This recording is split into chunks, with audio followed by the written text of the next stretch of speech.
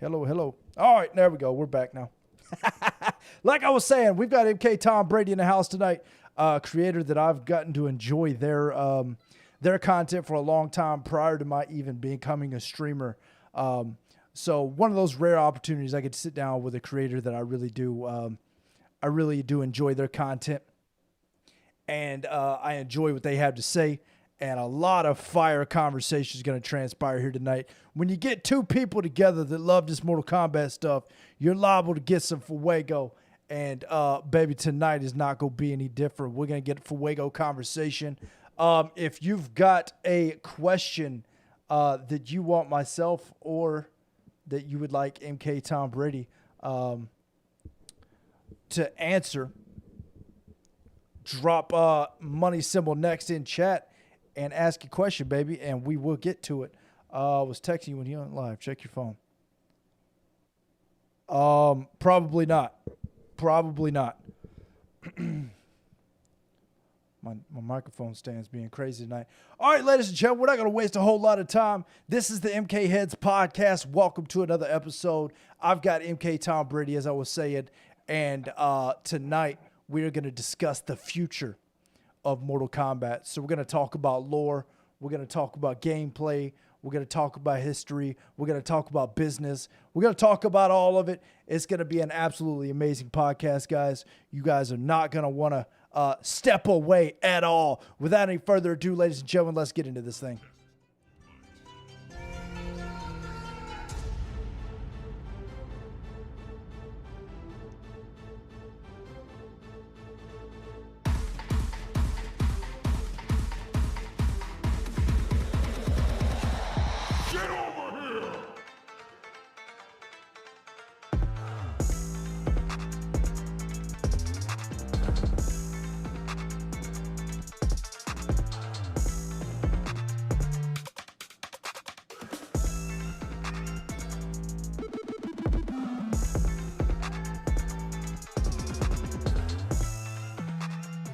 Welcome to MK Heads Podcast.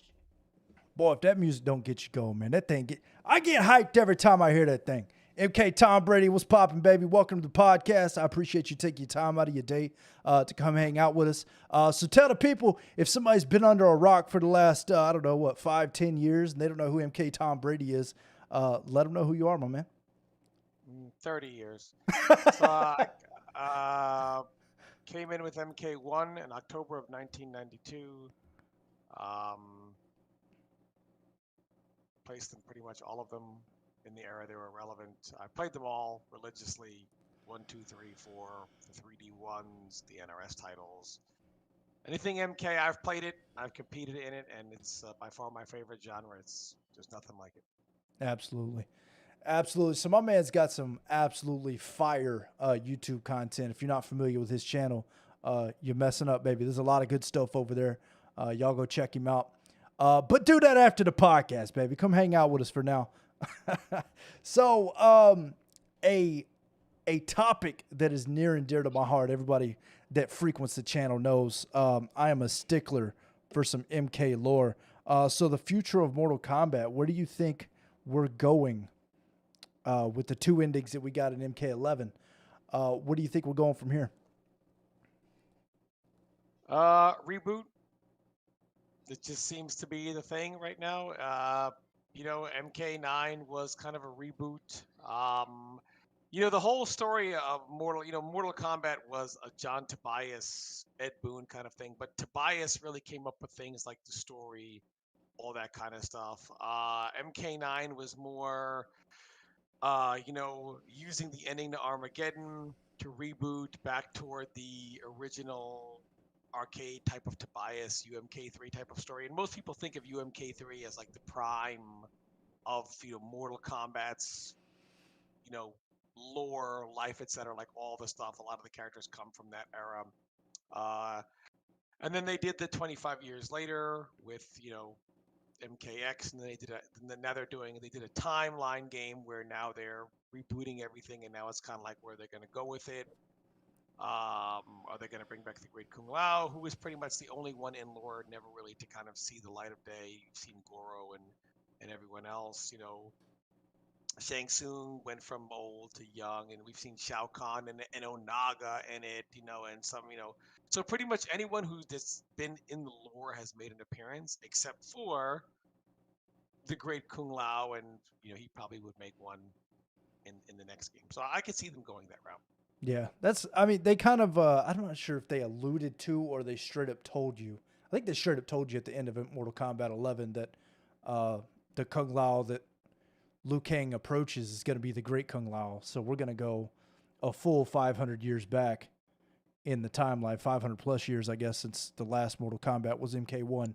So 500 Yeah. years plus in the back, at least, to find the great Kung Lao. So I don't know. I think it'll be cool to kind of see Kung Lao, the great Kung Lao, finally make his appearance in Mortal Kombat and get to see what that looks like. I just hope he doesn't end up vanilla. Yeah, I mean, they can. I think they're maybe going the route of, Liu Kang is kind of like that Raiden role now with Fire Guard Liu Kang, and kind of like how Liu Kang was the champion that Raiden kind of handpicked. Now it's because they kind of went away from that. It went from Liu Kang, and then MKX, it was the Cage family, and then now it's back on Liu Kang, and now Liu Kang is doing that same type of role with the great Kung Lao. So they can go a lot of ways with it. So it'll be interesting to see. Yeah, I feel like Mortal Kombat almost has a 3 to 4 game loop before we do get a reboot. We kind of got Mortal Kombat 1, 2, and 3, and then they had to do something different. So they did Trilogy, which was all of it. And then we went Mortal Kombat 4, which started off the 3D era. And then we did, 4, Deadly Alliance, Deception, Armageddon, and then we rebooted again. So we're kind of still in that same kind of cycle with a reboot coming. I Hey, but the personally, story didn't get rebooted until MK9. Like, yeah, the story itself was very linear, and then they rebooted it in with timeline stuff in 9. yeah. And now they're kind of doing this timeline thing in a different manner in 11. So Yeah, I've heard a lot of people complain about because we see this timeline manipulation stuff a lot, and I've heard a lot of people say that it's lazy writing and it's a cop out. I'd be curious to hear your thoughts on what you think about us introducing timeline manipulation in the Mortal Kombat lore.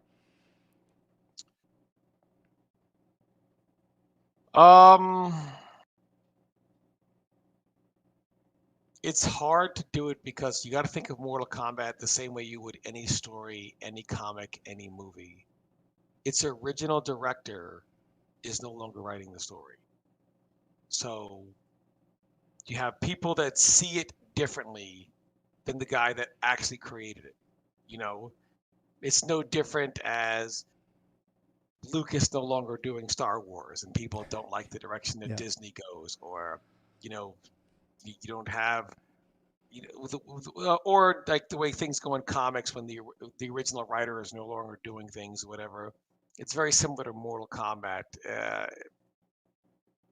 The thing with Mortal Kombat, this normally doesn't affect most fighting games to that point, because I don't think any fighting game really had the lore and the iconic story that really grabbed people the way Mortal Kombat did.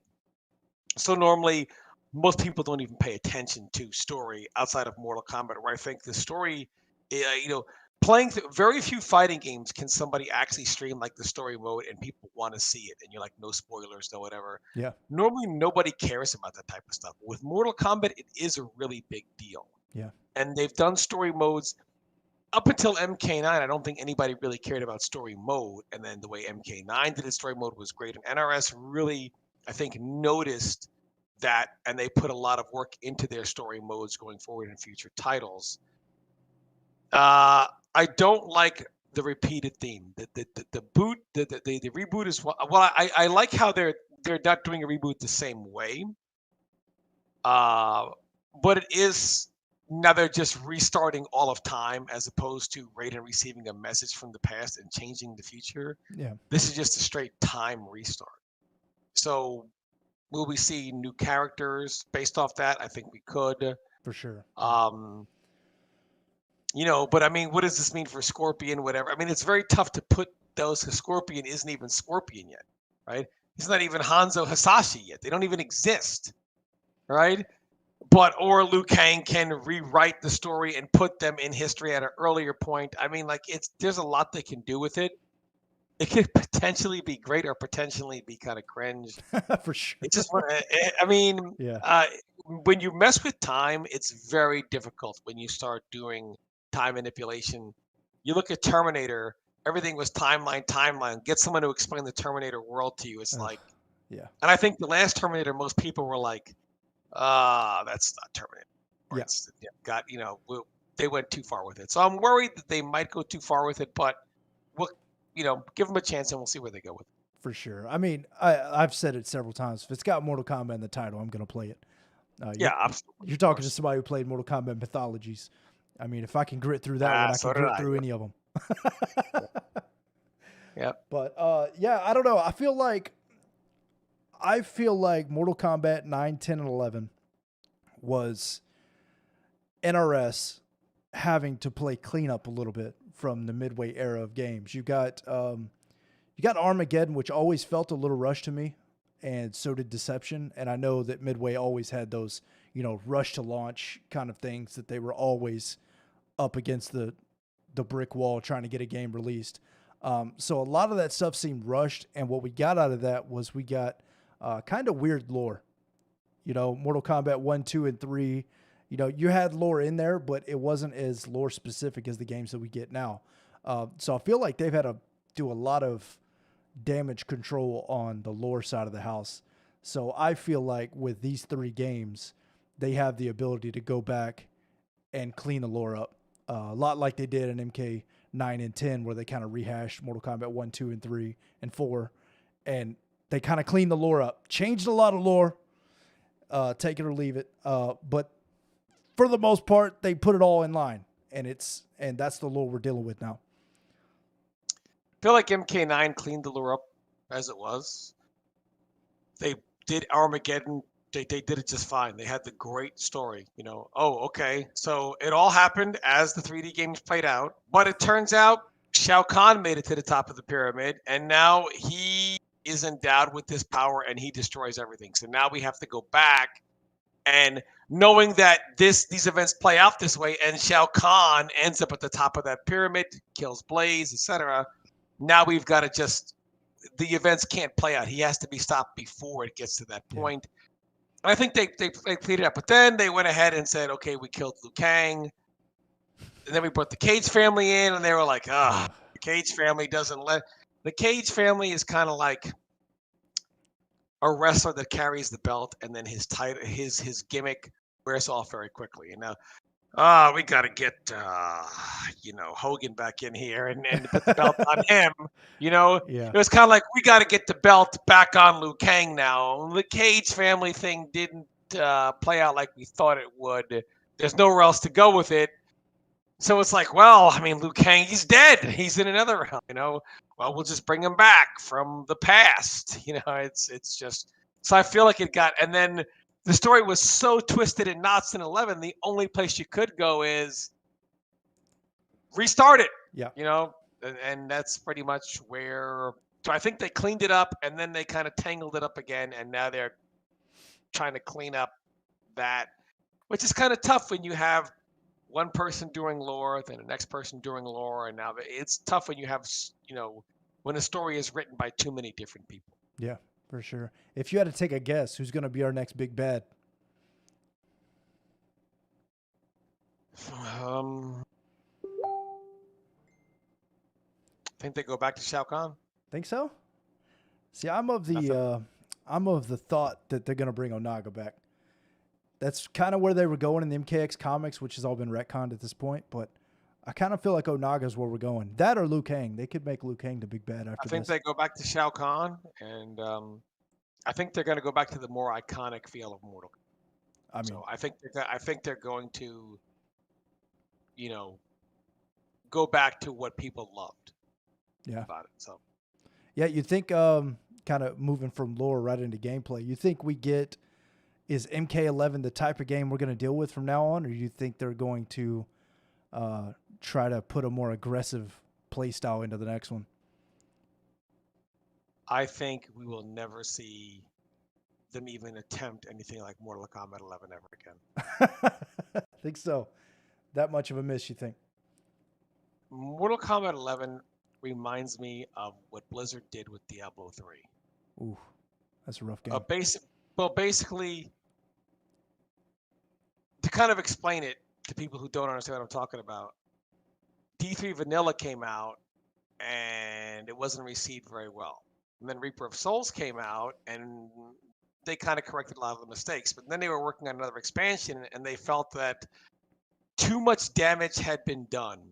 And even though they were improving the game, rather than basically do another expansion and make it not Diablo 3, instead of making Diablo 4 and Diablo 3, let's just cut our losses and move on. I feel like NetherRealm did the same thing with Mortal Kombat 11. I feel like they had things they wanted to change. The pandemic hit, they weren't able to do it. By the time everybody came back in 2 years post-launch, a year after the last content, and I feel like they looked at it and they said, what do people really want done, right? They want the meter system changed. They want the breakaway system changed. They want the wake up system. They're not happy with what we tried to do. They band-aided the wake up system, but they're still not happy. They want fatal blows changed a certain way. They want the variation system changed a certain way. To do all that is like making MK12 and MK11. I feel like it was one of those things where they said they want too much to be changed. And I feel like it was, look, we tried a lot of radically new things, right? Breakaway instead of breaker, auto regeneration with meter. They tried so many different things, custom variations in the way it was done. But I feel like they looked at it and said, while we tried something different, they all ended up being bad ideas. And so they just said, cut our losses. Didn't work out the way we thought it was. These ideas looked great on paper, but they weren't implemented the way we thought they were. Done. Next game. Yeah. And I think that's what happened. I don't doubt for a minute if they felt they could slightly tweak the game. People wanted the mother of all. And it just was one of those things where we can't overhaul it without making it a different game. So why don't we just make that different game? Yeah, all of the things that they tried to add. See, people forget that we look back at rose-colored glasses on the breaker system. We all complained about the breaker system when we had it, But there's two things that happen. Like you said, I was going to make a video about this, but in reality, here's the thing. They both have their own faults. Yeah. With breaker, people used to complain about a character that had good unbreakable damage. Well, I hit them, they break, and they take 0 damage. And some of these characters that could do 25%, 30% unbreakable, they're like, and these characters are few and far between, but there were a few, and people would complain about that. They get unbreakable damage, I don't, et cetera, et cetera. And in MK11, it's the same thing. It's like, most characters you can break away from, just like most characters you can break her, and it's fine. But there are some that get ridiculous unbreakable damage on the ground, 40%, 50%, like upgraded Jackie, for example. And they say, well, so it's the same thing, right? Yeah. The purpose of breakaway was to say, no matter who you were, you cannot escape certain death, like you can with a breaker in most situations, because a breaker you break and you take no damage, right? So they were like, and some characters had no way to do unbreakable stuff, So for those characters, you could escape certain death and have another shot at a miracle rob, so to speak. And breakaway was done to prevent it. But breakaway created a whole new bunch of problems, such as a mind game that probably shouldn't exist. For when am I going to break away? Am I going to get comboed for it? I'm going to down 2. But then people realize, well, you can't down 2 me past this point, so now I'm not going to break away until after the point of down 2. And then, like sometimes somebody does a launcher in a down 2, and you don't break away, and it's like, well, I only lost 25%, and I still have all my resources. So in a sense, I escaped damage without using any bar, because if they tried to combo me, I would break away and then kill them. So it did introduce that problem, but it still had the same issue. Some characters get guaranteed damage, some don't. So but I think because it had that other problem of, you can also be comboed for it, that was an unintentional Yeah. You know, it was done to make it more fair. Whether you get big damage on the ground or some damage, everybody gets some damage, right? And the downside to it was sometimes you get comboed for comboing somebody else. Yeah. Just an Yeah. unintentional side effect. So people didn't like Breaker either, but Mortal Kombat 11 really has people missing some things that we didn't realize how good we had it sometimes until you don't know what you have until it's gone, That right? is the The MK grass is community in a always nutshell. the grass is always greener, Yeah. right? Until you actually get there and the grass isn't green at all. So yeah, it's one Yeah. of those things. I The had dog is always bigger when you look. The bone is always bigger when you look at it in the puddle. yeah. So I had JoJo Senpai on last week, and we were talking about he didn't agree that MK11 was the most balanced of the MK games we got. But one of the points I kept making was that in MK9, I believe it was a lot of defensive. I remember complaining about defensive stuff in MK11. It was always the what do they call it? The I can't remember what they call it, where you were basically you couldn't hit them when they were starting a certain move up. God, I can't remember what it's called now. Invincibility on wake up. Yeah, so then you had all that stuff at 9 where it was like all defensive, and then you go to 10, and 10 was just a wild ride. I mean, it was all offense all day, kicking and screaming. You could get juggled the whole round. It was crazy. It was all 50-50s, and people were mad as hell about it. They weren't a big fan of it. I thought it felt like Mortal Kombat to me. And then we get 11, and 11 is just, I mean, there's so many defensive options that you have, and not a lot of offensive options. The tech that you see people using today, they've been using for almost 2 years. You know, save a couple of characters that they've nerfed or buffed or done this or that to. But when you're playing on Combat League, you can play for 2 hours, see the same combo over and over and over and over again, because there's not the style of MK10 where you could get on and see something new every time. You know, there was an art form to the combo system in MK10, and 11 they just don't have that. So I kind of hope we return to that a little more. Well, I'll tell you this as someone who remembers very well how it went down. Mortal Kombat 10, MKX died a horrible death. And as much as people claim how fun it is now, nobody ever wanted to play it ever again in that era. Including a direct quote from Sonic Fox at that time, who said it was the worst fighting game ever. That was the people bring Rio used to bring that up quite a bit on our own podcast, that he said it was the worst fighting game he's ever. See, the thing about MKX is most people look at this final version, and while it still has its issues, they say, wow, this was a lot of fun. But that's because you're playing from home, online, with your friends, you got good net code. It's a really fun experience. For those of us who played it day one, we didn't have GGPO day one. We had the worst netcode imaginable. Yeah. It was a miserable experience early on. The first year was agonizing with terrible netcode. Couldn't get good practice. Then you have 2 years of paying $500 to $1,000 to face plus 27 Kung Lao, a launcher that is plus 27. Why in God's name is the launcher plus 27? Pre-patch Alien, pre-patch Tanya, pre-patch. I mean, it was, you know, the first major was won by a block infinite. Liu Kang had 5 block infinites for almost a year.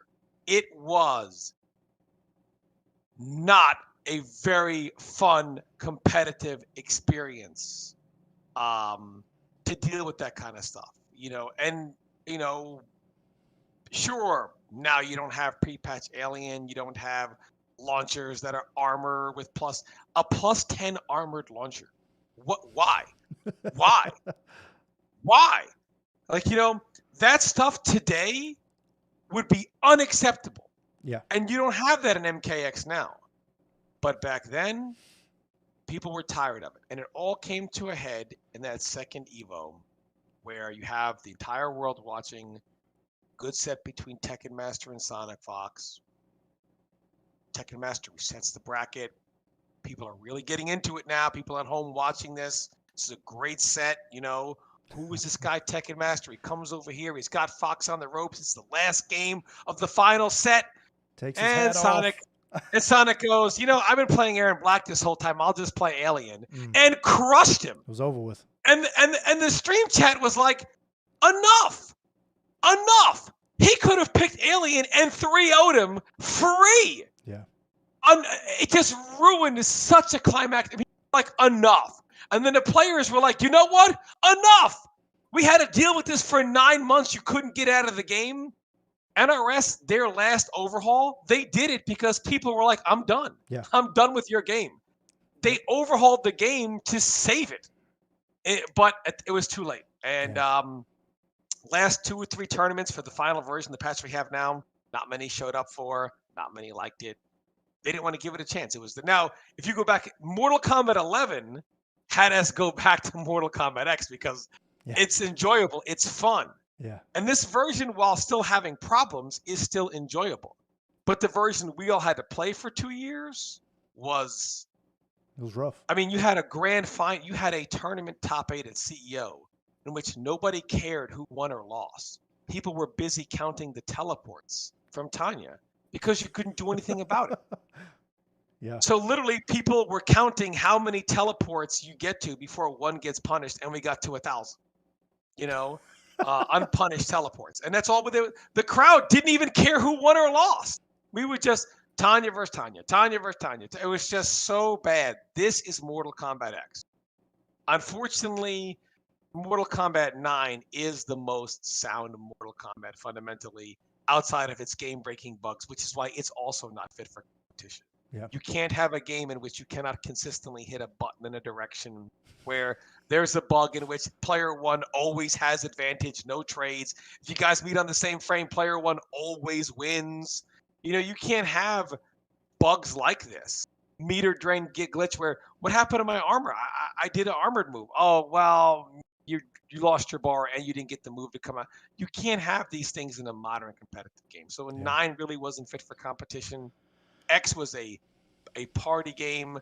Tell someone today in a modern fighter that there should be an armored launcher that's plus 1,000. Like, why? So let me get this straight. I can't beat it out. So when I do block it, it's still your turn. And if it hits me, it launches me. Why? That wouldn't fly today either. I mean, it just so when you have Mortal Kombat 11, which potentially has infinite potential, really. It really did.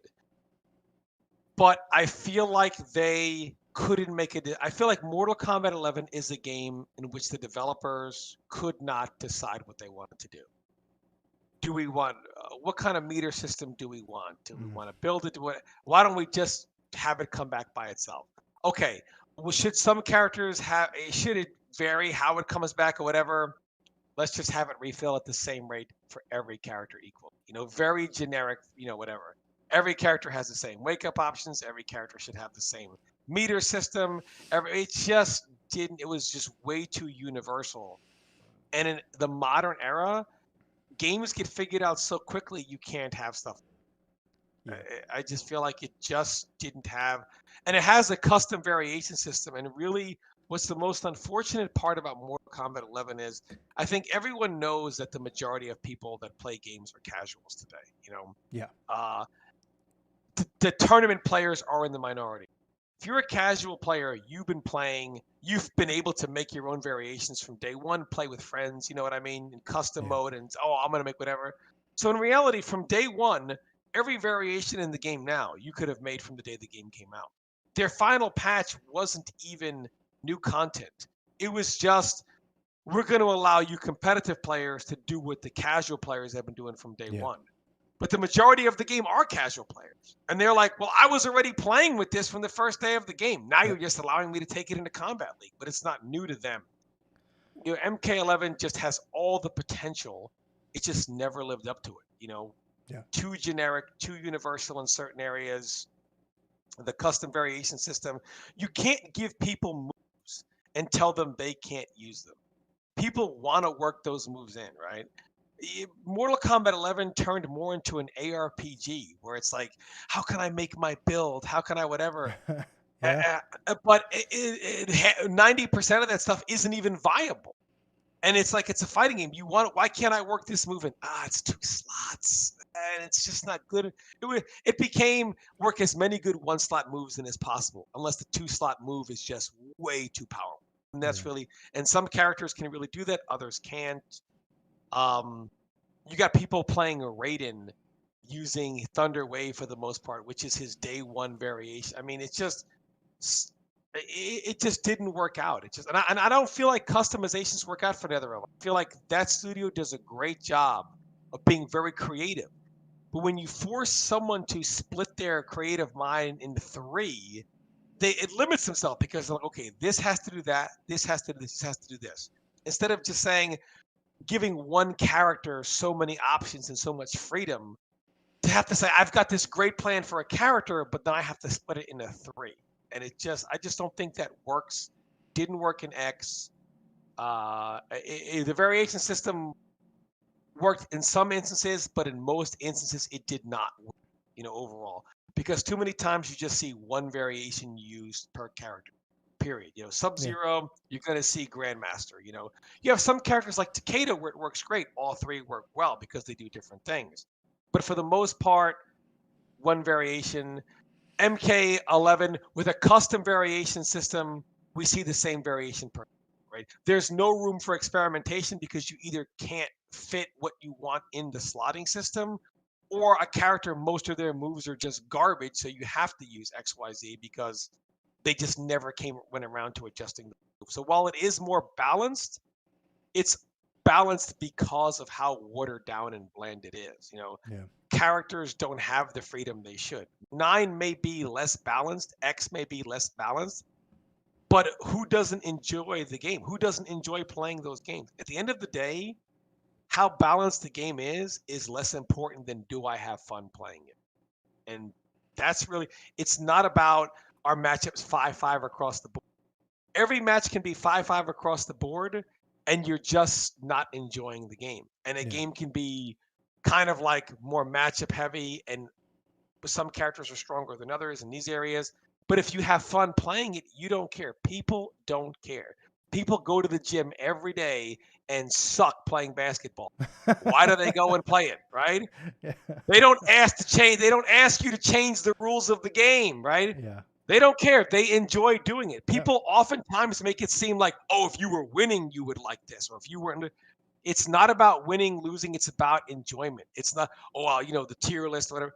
People do what they have fun, right? Surely you and I do things that we're not great at, but we have fun doing it, right? I mean, Mortal period. Kombat's one of them. I mean, it is what it is. People want to have fun, right? Yeah. Do you really care sometimes if you're on a streak or an MKX? No, you have fun, right? You're playing for fun, period. MK11, I think it does. I don't want to rip the game. There's a lot of good ideas. They never maximized on its potential, and it got old and it got stale. And the problem with MK11, more times than not, if you ask your friend if he wants to play, he'll just say, no, let's play something else. So you really can't, when it comes for pure fun, I would say most balanced, yes, but balanced in a bad way, as it's just too generic. It's too worked down. Yeah. Would you like to see a return to the one variation? Like, this is the character you got, like the old school games were. They've got these 3 or 4 core maneuvers, unless you're Shang Tsung, and then you have 30. And that's the character. And you just play with that character. No variations, no funny business, just the character. I feel like it's better because a variation system became not just about taking as giving. You can have this, but we got to take this for you to have. And a regular fighting game is like, well, I can have it all. You can play Street Fighter, and they don't say you're going to play Ryu. Do you want a Dragon Punch? Do you want a Fireball? Or do you want a Hurricane Kick? And if you're like, well, I want to do all 3, you can't do all that. We can give you the Dragon Punch, but we've got to take that fire. Yep. That's what MK has turned into, unfortunately, and that just doesn't.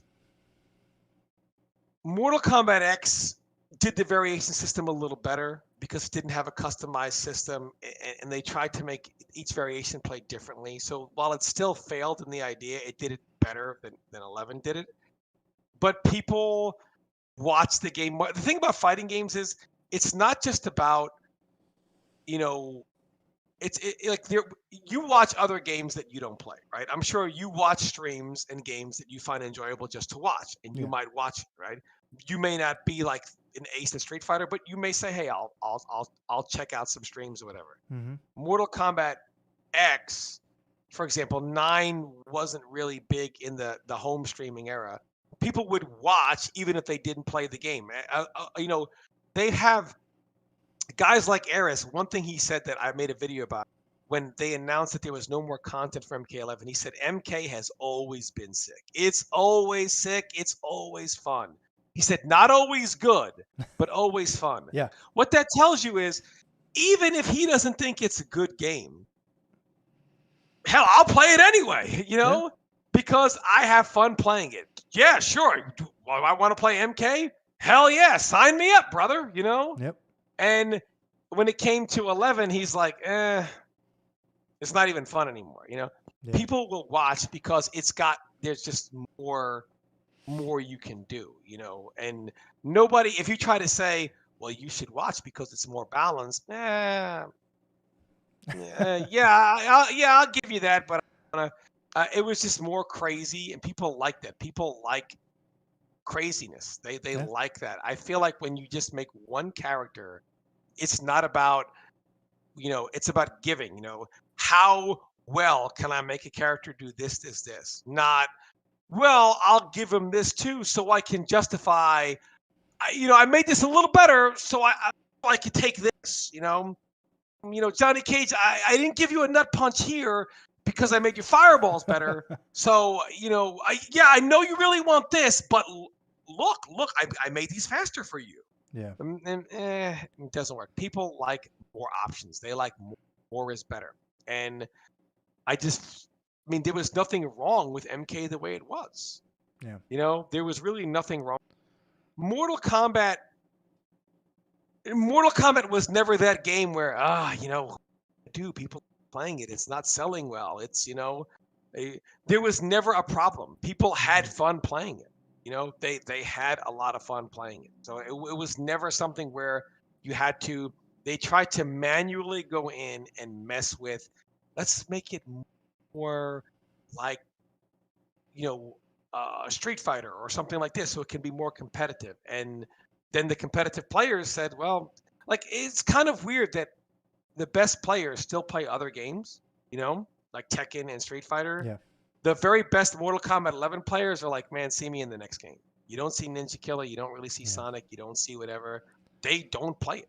You know, there are tournaments going on every day where they could win $500 to $1,000. And those players say, I'll pass on that money, you know, which is unheard of. They could stream it every day and make God knows how much money. Yeah, I can't bring myself to do that. Which MK is the only game like that, right? So what I would really like to see is a change in the relationship between our community and NetherRealm Studios and MK12. This is where I want to see it, because normally I feel like the developer community relations is terrible right now. Like Ed Boon, when people were starving for content, right? We'll go on Twitter, hint an MK9 reboot. Can't do that around E3, or hint a reboot of games. Put a poll up. What games do you want us to see rebooted? Oh my People are God. like, here it is. Yeah. Here it is, you know? Nothing. And I didn't really mean it. I just, that was you rough. know, That one hurt. doesn't have a sense of awareness, right? You know, the video game awards? Oh, surely. Then he waits till the day after the video game awards to say, I didn't know you guys were looking for news. Let me just tell you, we don't have anything to announce for not ready. Ed, how are you a day late? You have people in Russia stayed up 24 hours, you know, because by their clock it was, you know, early AM and nothing. You know, and you wait till the day after to say something. There's really bad relation, and also in how things get changed. NetherRealm Studios has this weird thing to where like most studios, when the community finds something game breaking that doesn't work, or game breaking bug, community identifies it, agrees it's a problem, tells the developers, wow, oh yeah, we'll get it out as soon as possible.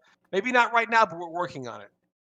Mortal Kombat, ever since MK9, you find something like a game breaking bug, and NetherRealm says, doesn't exist. There's no bug, you know? And then it starts this culture of, your excuses, option select, it's not real. Even in MK11, there were some bugs, like the analog drift bug that didn't get fixed till the end. It's one of those things where NetherRealm doesn't want to acknowledge a bug. The community makes it seem like a bug or something that doesn't work isn't a big deal. Who's crying? Yeah. Oh, you want this move to work, right? So you want buffs? It's so all over the place. It's just a subculture that I wish we could just wipe clean, because I think when MK12 comes out, we all want the same thing. If something doesn't work right, if something is not behaving properly, hey, tell NetherRealm, let's get it fixed. Let's whatever. I think I want to see, and also in like news, like let us know when patches are coming out. Be a little more, transparent with that type of stuff. I think this is where take community feedback a little more. And I think the community also has to be a little more educated, because I think what people don't realize is um, we have this idea of fun. What's fun to me is not fun to you. Yeah. And what's fun to you is not fun to me. But you want to be able to what you do, and I want to be able to do what I do. Right. And sometimes what you do can be really, really annoying for Then it's the broke. The MK community is like, well, why don't we just do this? Let me do what I want to do and just get rid of this. And this is like the play styles are not as diverse, because right now in the Mortal Kombat community, they don't want zoners, they don't want grapplers, they don't, and it's like, everybody's everything is annoying to everybody else. And I want NetherRealm to realize, like, listen, it's all fine. It's the more vocal section does not represent everybody. There are people that like this and like that. You got to make it for everybody. Yeah. I think That's really what I want to see. I think the relationship between NRS and the fan base is complicated by both parties, because like you said, you've got a vocal minority that is, no matter what you do to the game, they're unhappy. They're mad. They're on Twitter saying whatever they want to say to Ed Boon, whoever it is they want to talk to. And if they were to chase every frustration the community had, they would never get a game built. But at the same time, when there are valid complaints lodged, I feel like it's just lost in the cannon fodder of complaints. So I feel it's like hard to know what's valid and what's not. Yeah, so you're dealing with, I mean, MK11 sold 11 million copies, something insane. So you've got, call it 11 million people. It's probably not that many, because people like me own it 5 times. But you've got all these people complaining about something different. How do you go about as an entity, as a business, go through and say, this is valid, this is not, this is valid, this is not, and how much of it is just complaining? I sit here and complain all day about D1s. All day. Does that mean it needs to get fixed? It needs to get patched? No. But I'm going to complain about it every day because I get mad. You know what I mean? I think the thing is, there's a big mix. Fighting games are kind of weird, whereas the casual and competitive scene get mixed together. Yeah. It's not like football or basketball where you're in the stands, they're on the court or on the field, right? Everyone's on the field in competitive fighting games. So what happens is you have people who they just find certain, especially newer players. Newer players are, you get a game, for example. First thing you do, you go into practice mode.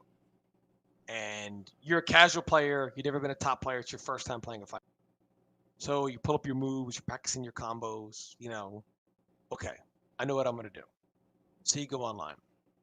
If you're fighting somebody and you guys are both kind of, fighting it out, duking it out, you're trying your stuff, he's trying his stuff. Okay, oh man, I dropped that combo, I get it better.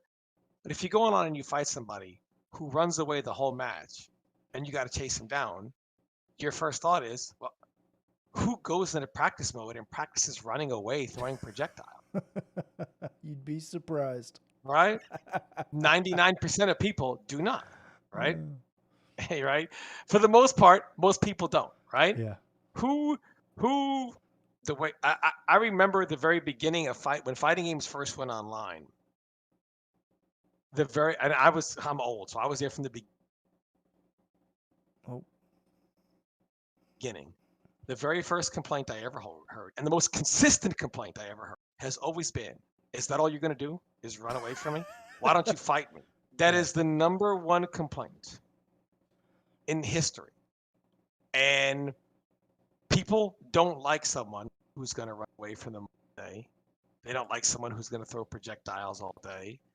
They don't like someone that, okay, I'm attacking you and you have a command grab. So as soon as I'm done attacking, you throw me and I can't break it. Yeah. So then I go to back up and hold up and then you attack me and then I get hit. It's like, what am I supposed to do? When my turn is over, I'm screwed. Why? So I have to stay away. Yes, that's just, I mean, it's one of those things where games, when new players are coming in, I feel like the Mortal Kombat community is so young. It doesn't have that wisdom that other fighting games have. That long wisdom that you see in Street Fighter, in Tekken, etc. You know, you talking about Mortal the competitive Kombat. Scene? Yeah, Mortal Kombat is still very young. Yeah. And just the other day, I watched the tournament. I'm not here to call anyone on blast, but the commentators, and two of them, which are kind of staple commentators in our scene, were literally verbalizing just how agonizing it must be for the opponent to go against this RoboCop. That after getting now he's back in a grand final, and oh my God, he probably would much rather, exact quote, disqualify himself from the tournament than have to face that again. So that literally tells people, like, my God, if these top players would rather forfeit the tournament than fight it, why do I want to deal with that? We don't instill that knowledge in people. You know, the way we don't have any wisdom from previous champions, players of more than the modern era, letting people know, you know, this is okay. This is how you get around stuff. This is how you deal with it. You know, it's very much a new player today has no idea what to do about good grapplers, good runaway, good zoning, etc. They all migrate to the same, you know, look at MK11. What are the most common characters? Upgraded Jackie, Fujin, Cabal with his gas blast, right? Yep. These are probably Sub-Zero because slide mix, right? 50, you know what I mean? Yep. And even if it's tough for him to get in, which it's not because of slide, when you do get in, he mixes, right? Yep. Most people want that. How do I get from point A to point B immediately? And then how do I, you know, not that the characters are less valid, right? But you don't see that many RoboCops, or even though Cetrion's good, you don't see that many Cetrions. You don't see Joker as much. The most common characters are the characters who get from here to here quickly, safely, and have continuous pressure. And if you get away, they get back in on you immediately as well. Yeah. You can use other characters, but they don't, right? Even Kotal Khan, as good as he is, considered a top character who has a 3/4 screen safe launcher string and is a grappler. More people still don't want to do that. You know, it's so even though they can use other options, they don't, because at the end of the day, people want to get in and they want to do what they want to do, and they want an easy answer to do it. The minute somebody has, you won't see someone today in tournament, a young player, struggle getting in, and where do they go? Oh, I lost. Okay, I'm going to Jackie. I'm going to Cabal. I'm going to. It's almost always that. Almost always, because this is, you know, that, and you see so much more diversity in other fighting games than Combat. CEO, we went back offline. What did we see? 2 Kotal Khans, 2 Cabals, and other characters that picked Jackie, Cetrion, etc. Why? How does Shao Kahn get 99 buffs and still not get picked? You know? Yeah. Let's go. And he's, and you know, Guys, good game. I You're mean, dropping 100 stars on the channel. I appreciate you.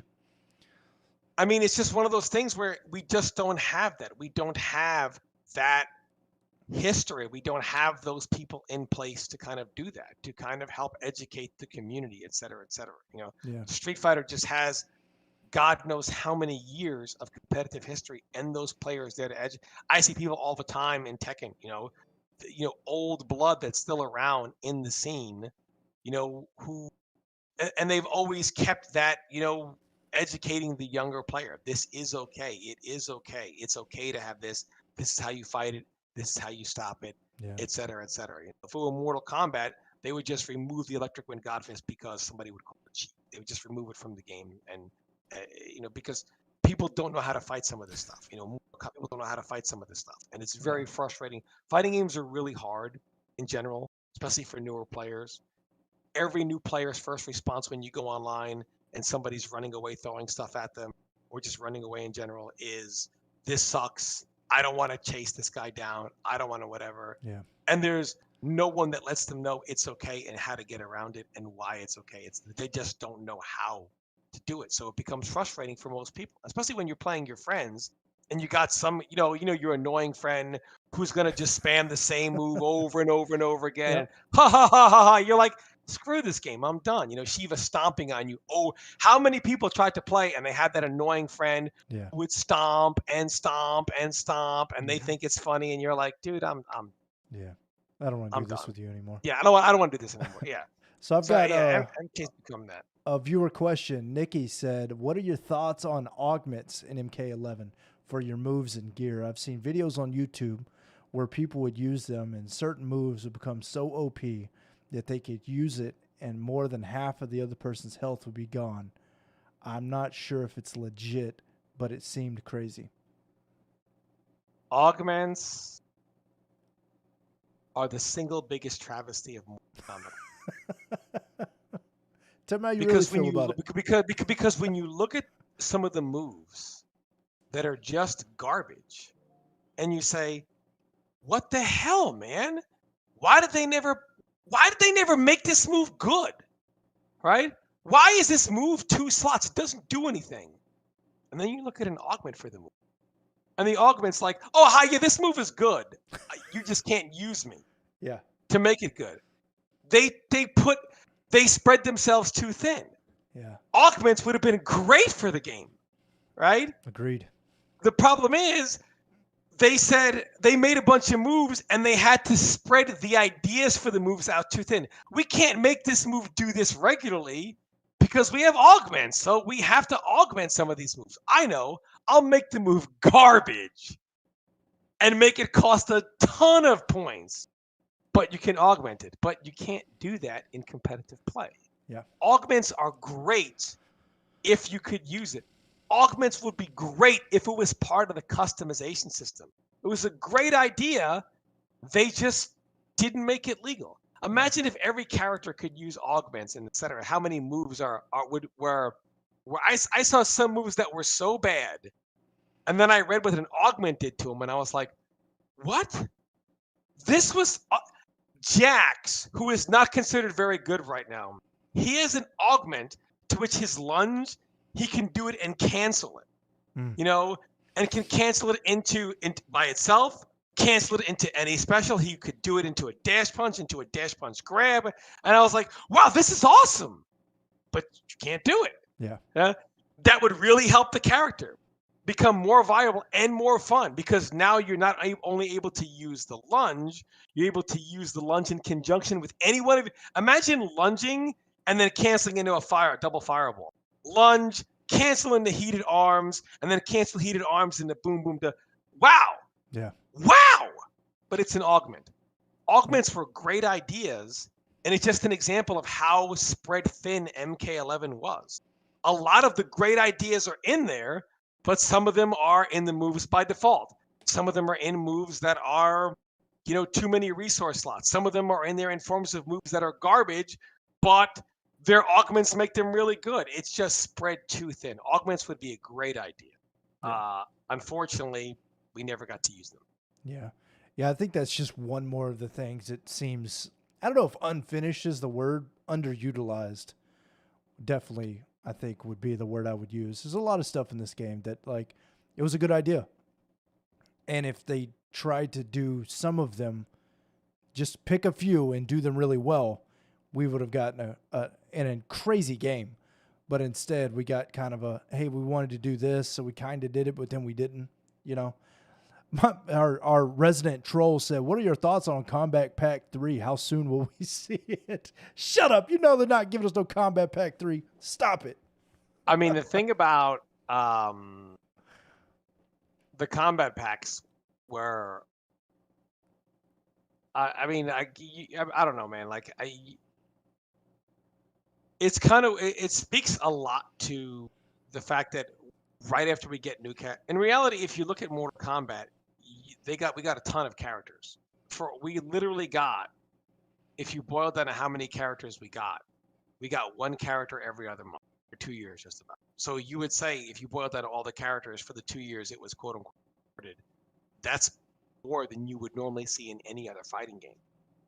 But the characters were so shallow, and the customization was so underwhelming that it just, only Mortal Kombat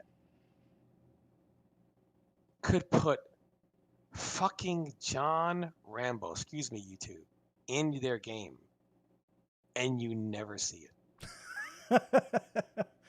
Oh, man. I've got strong feelings on non-canon characters in Mortal Kombat. You put John Rambo and nobody cares. Yeah. You put Terminator in the game and you never see him used. I mean, not that even the Terminator is bad, but I mean, the customs that people, he can't really use his customs very well, and if you do, it's, I got to lose this to get this, and it's just one of those things where people waited forever for Melina, and Melina is very, I mean, my God, man, it's like, it doesn't even make sense. It's like, why are these moves not default? Why does she have to spend a resource slot to do a loci? And why does it overwrite the high one? Why can't I do them both if it's a resource? Why can't I equip them both, right? She should have that by default. Why? And this is the thing. Some characters can do whatever without a slot. She can't. Well, do you want to do your telekick?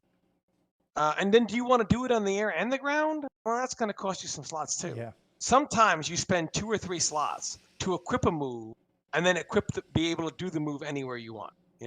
I mean, like Katana, she has her whatever they call it, her ass move, whatever they call it, ground war they call it, but she can do it on the ground, and it's like, well, do you want to do it on the air too? Or she can do it already in the air by default. She can do it in the air, or however it is. What do you want to do it on the ground?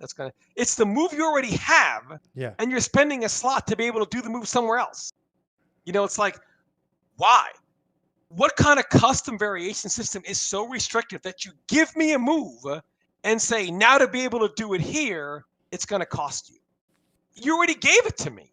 It's just, it doesn't work well. Yeah. It just, unfortunately, and Combat Pack 3 was something that we all hoped was going to change, especially when they teased us with the next change is going to have something to do with variation. Yeah. And then they literally, like, we were like, oh man, what are they going to do? Like all the variations we're going to have now, and the unlimited possibilities, and how are they going to tweak moves? And they were like, we're not tweaking nothing. We're going to ban these. We're going to ban these moves over here. Yeah. What? No, we're not going to tweak them. We'll just ban them. And your worthless moves, we're still going to keep them worthless. And your moves that are worthless in 2 slots that you can't use, screw it. We'll keep them 2 slots too, so you make sure you still can't use them. Yeah. We don't even want you to try to use them, in fact. So we're going to keep them a high cost in case you thought about, having fun. So I mean, it's just they did nothing, and they just released it as was, and people were like, "What?" And unfortunately, it just didn't work out what people thought. So the Combat Pack 3, unfortunately, as much as it was teased, and you couldn't go anywhere without hearing about it. And Ed Boon every week would be like, a secret or something that we would interpret it as Combat Pack 3, and people always were like, oh, they're not done. We know they're not done, and fortunately, they were done.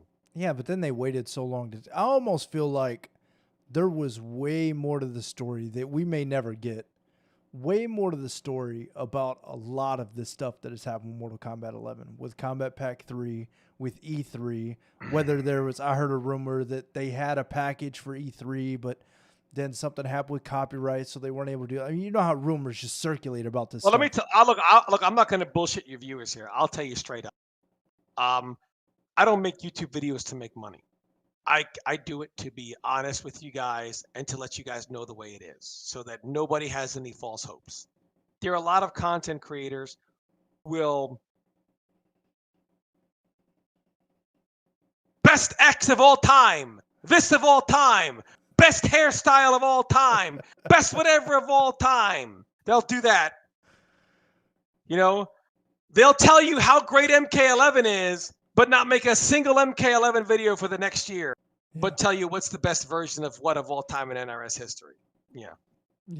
Yeah. There's a lot of You'll have content creators are a big part of the problem. You see, 100%. anyone who is honest, NRS will tell you, don't haters, don't listen to these guys. You know, so the positive ones who will snowball you all day, they're the ones who told you, guys, be patient. They're not done. I got a feeling something's going to happen when the movie's going to come out. And they all tell you this. Movie comes out. They make another video. I got a feeling that on this date here, something's going to happen. Be patient. That doesn't come out. I got a strong feeling that at E3, enough. Yeah. My favorite is I've got an insider leak that says this, and then the day after they put a video out, so this happened, so that's why that didn't happen. Like, God bless him. And I'm going to give you a shout out. Rams TV is the king of leak from. And here's what's so funny about it. Here's what's so funny about it. I don't want me to blow him up. There's a player in our community, XZ, and he made a troll on Twitter. Hey, I'm the new NRS community manager here to give you the news. Like, it's a joke, right? You know, we all knew it was a joke, but just like, hey. And the next day, Rams TV is like, leak from NRS community manager, and it was XZ's tweet. You know, like, yeah, man. And I'm making videos like, this is how hard up we are for news. Yeah. And the problem is we have content creators who just won't give it to you straight, because they're worried that if we give it to you straight, we'll somehow fall out of favor with NRS. So really, the content creators started the angry mob. We're going to be positive. We're going to tell you absolutely just be patient. But after months and months of being fed this message, people got mad because they kept expecting something, because they kept being told to expect something, you know? Well, it's funny that people watch these videos, and I'm a fiend when it comes to Mortal Kombat content. I will watch anything from the cartoon that was the prequel to the 95 MK movie. Of course. Like, I will watch anything that's got MK on it. So I've got quite a few channels. I'm not going to put any names out there that I watch, and I'm just like, you are so full of shit. This whole Well, here's video. the thing, right? I know it. I made a couple of videos in which I actually predicted the date we would get news, because I said, look, I'm going to tell you right now, you're getting nothing when the movie comes out. You're getting nothing on the game's 2-year anniversary, because the Pro Series started in January. I pulled up the calendar. It starts in January. It ends here in June. And then you have the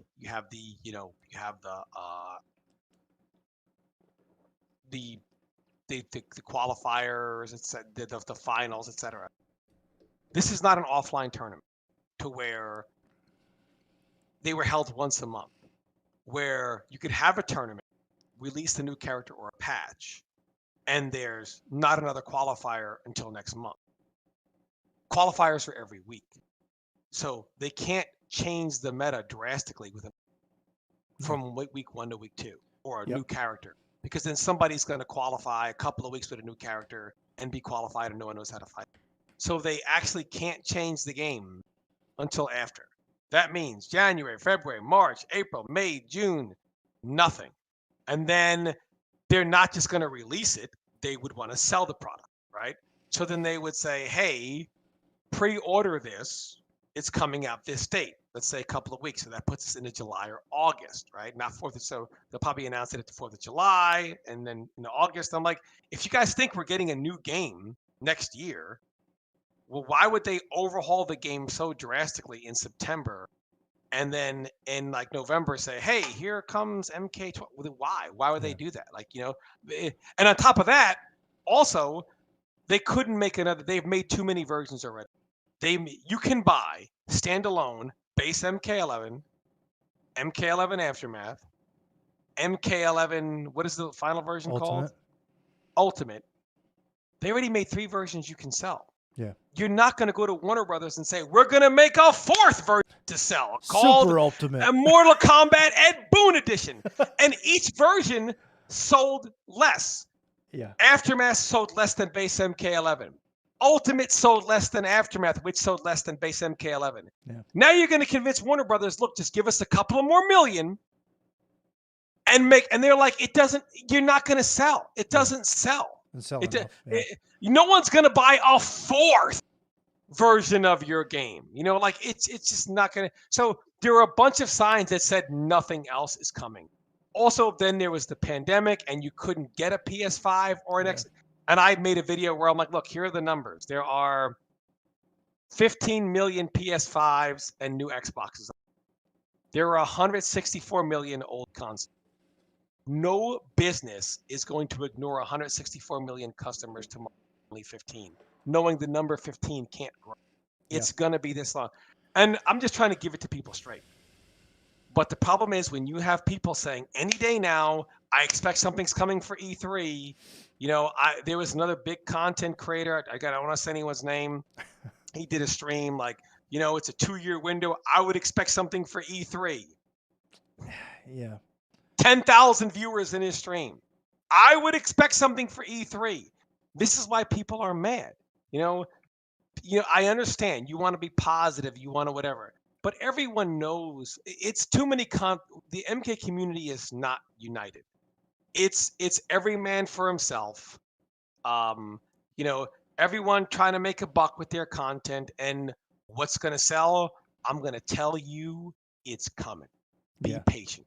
Be whatever. Yeah. But it's really not about giving the community a message. It's about, I'm just going to keep telling you something's coming so that you'll keep watching my videos, because I'm going to give you the news you want to hear. You want to hear there's new content coming. To click on my video, I'm going to give you that positivity. But where are all those guys who guaranteed you these patches are coming? Where are they? Telling you what the best hairstyle in NRS history. That's what they're telling you. It's tough. It's tough because we're not like, listen, guys, it is what it is. It was a rough pandemic. We're in for the long haul. I'm here to tell you right now, you're not going to see another game for 14 months. I'm just letting you know, right? Just be ready for it. You're not going to see nothing until next year, 2023. I think easily. I think next year might be optimistic, and that's just based off of these 2023. These games don't go together easily. No, and this pandemic has not gone anywhere. And it's going to be Mortal Kombat. Ooh, I hope it's going to be Mortal Kombat. It's going to be Mortal Kombat. And I'll also tell you why. Same reason why all the numbers pointed to 2023. And look, I don't mean to bag on you content creators. I understand you want to sell positivity. That's fine. That's great. But you got to understand, when you're talking to an angry mob, they're going to take it out on NRS. Yeah. Well, because when you keep telling them, wait, and they expected something for DC fan. I would expect something at DC Fandom. Nothing. I would expect something April. Nothing. I would expect something at E3. Nothing. I would expect something at the Video Game Awards. Nothing. You're talking to an angry mob, and they're not going to be angry at their favorite content creators.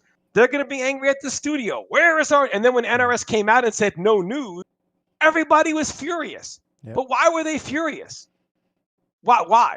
It was obvious. There was no news. There were people saying, you're waiting 2 years for news. Nobody wanted to. It was obvious. If people need to understand, this is the situation, right? Pandemic happened. This is the situation we're in. Play whatever you want for fun. Bunker down for the long. wait. And I think people can accept the truth. If NRS would have come out and say it is what it is, it's going to take us 2 years. Okay, fine, we'll do whatever. But when you don't know and you're waiting every month, that's the problem. And it's going to be Mortal Kombat because if you think about it, Mortal Kombat is NetherRealm's flagship series. 100%. It is Mortal Kombat. They're a business. Warner Brothers is a business. No other game they can make will sell more. Period. 100%. That's one. Two, it's their flagship game at NetherRealm. If Mortal Kombat, the next title comes out 2023, let's say it's not Mortal Kombat, and then 2 years from that, or 3 years from that, 2026, that will be 7 years between one Mortal Kombat and another. That's as out of sight and out of mind as you get. Yeah. Mortal Kombat will be 7 years removed from the relevant competitive world. The last true competitive tournament they will have seen will have been EVO, basically, in 2019, and will be in 2026, waiting for the next MK. It's going to be 2023. It's going to be Mortal Kombat, and I think it's going to be sick. I mean, if it's got Mortal Kombat on the front cover, I'm going to play it. What's up, Catherine? Welcome to the channel. Jado says Injustice franchise, Red and Tom Brady. Yeah, but Injustice does not sell like Mortal Kombat does. Injustice is like it does not. But this is also why it's so hard to build our scene. It's hard to build our scene. The reason why our scene is like, here's what's so weird. We were bigger than a community like Tekken by a long shot back in MK9. And they caught us, and now they crush us. We were pulling 500 people at EVO, 1,000 people at EVO when they were only a few hundred. How did they go to 2,000 and we only got to 1,500? How did they gain 1,500, 1,700 people and the time it took us to gain 500? Like, how did that happen? It's because their game is always on. If you want to come into Tekken, you might play Soul Calibur, but Tekken is always on. Capcom might have some other fighting game, but Street Fighter is always in season. Yeah. Problem with Mortal Kombat is our community is not big enough to be split to multiple games yet. If you love Mortal Kombat and you want to play Mortal Kombat, what year is it? Because you could come in during Injustice season. I'm not interested. I'll check back in a couple of years. If you're an Injustice player, you love Injustice, but you're on one of those Mortal Kombat season, well, I'll come back when the next Injustice comes out. We don't ever really get to build because Mortal Kombat is actually not even 10, 11 years old from MK9. It's only like 6 or 7 because we had 2 years, then Injustice 2 years, X 2 years, Injustice 2 years. So we don't get 10 years of Mortal Kombat, 10 years of Injustice. We don't get to capitalize on the drawing power of Mortal Kombat. You know, when Injustice 2 was out, you might love MKX and you might love MK9, but there's no way to play MKX and MK9 competitively because it's off season. Yeah. And that's the problem. You don't get to build on that brand. I think what I would like to see is Mortal Kombat always in season. And the only way that's going to happen is if they make the game so sick, so over the top crazy that even when they make their next game, people still want to play it from more than just the MK community. All scenes, all scenes enjoy it, and tournaments are like, people want to see it, they want to play it. I think it's odd that NRS has this idea that they can only work on and support one game at a time. What's up, Justin? How you feeling, baby? I appreciate you coming through and hanging out with us. They're not big enough. Yeah, and that's what's weird. They sold 11 million copies of MK11. They can't figure out a way to have content for, let's just where we're at right now, have content for 11 still coming out while also simultaneously with a much larger group working on their next game. I mean, I've never developed a video game, so it's just a guy talking. I'm just throwing shit at the wall, hoping something sticks. But it seems odd that they're only able to do one thing at a time. We have to test it. See, the thing is, Capcom makes a lot of games. They got tons of testers, not just fighting games. NetherRealm is just more. How many games does Namco make? Tekken? Yeah. That's it? No, a lot. that studio is considerably small. For sure. So they don't have the resources to support both games. Like they don't have a classic games division. They Yeah. don't have, anything like that. So it'd be one of those things where they have to make the game to the point that it's enjoyable enough that people want it to stay around for longer than the 2 years. And then it gets picked up by other tournament organizers. 9 did this when Evo had both MK9 and Injustice because the game still garnered so much support from its community that they were still able to hold competitive events. And they knew, look, we're going to get like 300 people out here for this game if we hold it. I think if they do that going forward, still the fun factor of the game, if they keep it very high, they keep the game with a lot of depth, with a lot of freedom in how you can play the game. I think even if they move on to the next title, that game will still be played. Yeah. So I'm thinking they're going to go through it, and I really hope they do because, and maybe not new content. See, that's the thing with fighting games. It's like it's hard because fighting games are in a rough spot because a lot of other games, you can do new content so frequently in other games. Think of all the people out there that play League or that play PoE, Yeah. Diablo 3, or whatever game you're playing, right? There's always new content. This season has a new theme. That season has a new theme, right? New content. Fighting games, it's tough to use that new content formula like that works with every other game in a fighting game. It's very hard to do because it is such a versus game that's tough to like new content. What you can't change the game every 3 months, or maybe you can. I don't know. I feel like fighting games are becoming the baseball of the competitive world because the fighting game world is growing so slow. Think about it like this. What top streamer would trade places with Sonic Fox? Shroud? You think Shroud would trade places with Sonic Fox? I don't think so. No. Why? I don't. Well, Shroud's been. I feel like Shroud's probably a bad example because he's been in that FPS for so long. Let me ask you this. Let me ask you this. Shroud, as big as he is, if he only played fighting games, he'd pull in 300 viewers. This is the problem is fighting games appeal to the lowest possible audience. Yeah. What is it's becoming the soccer actually. In America, what is the sport that attracts the least amount? Yeah, definitely soccer. Maybe. Why? If you want to make big money playing a sport, it's the last one you want to play over. Yeah. Because the same thing in fighting games. If you want to be a pro streamer, your goal is, I want to be a pro streamer. I want to be pulling in 20, 30,000 views. You're not going to pick a fighting game. It doesn't matter how good you become. Doesn't matter. Yeah. It'll never. And you have the shortest lifespan. You pick another game, you got 10 years of that game with new content to grow.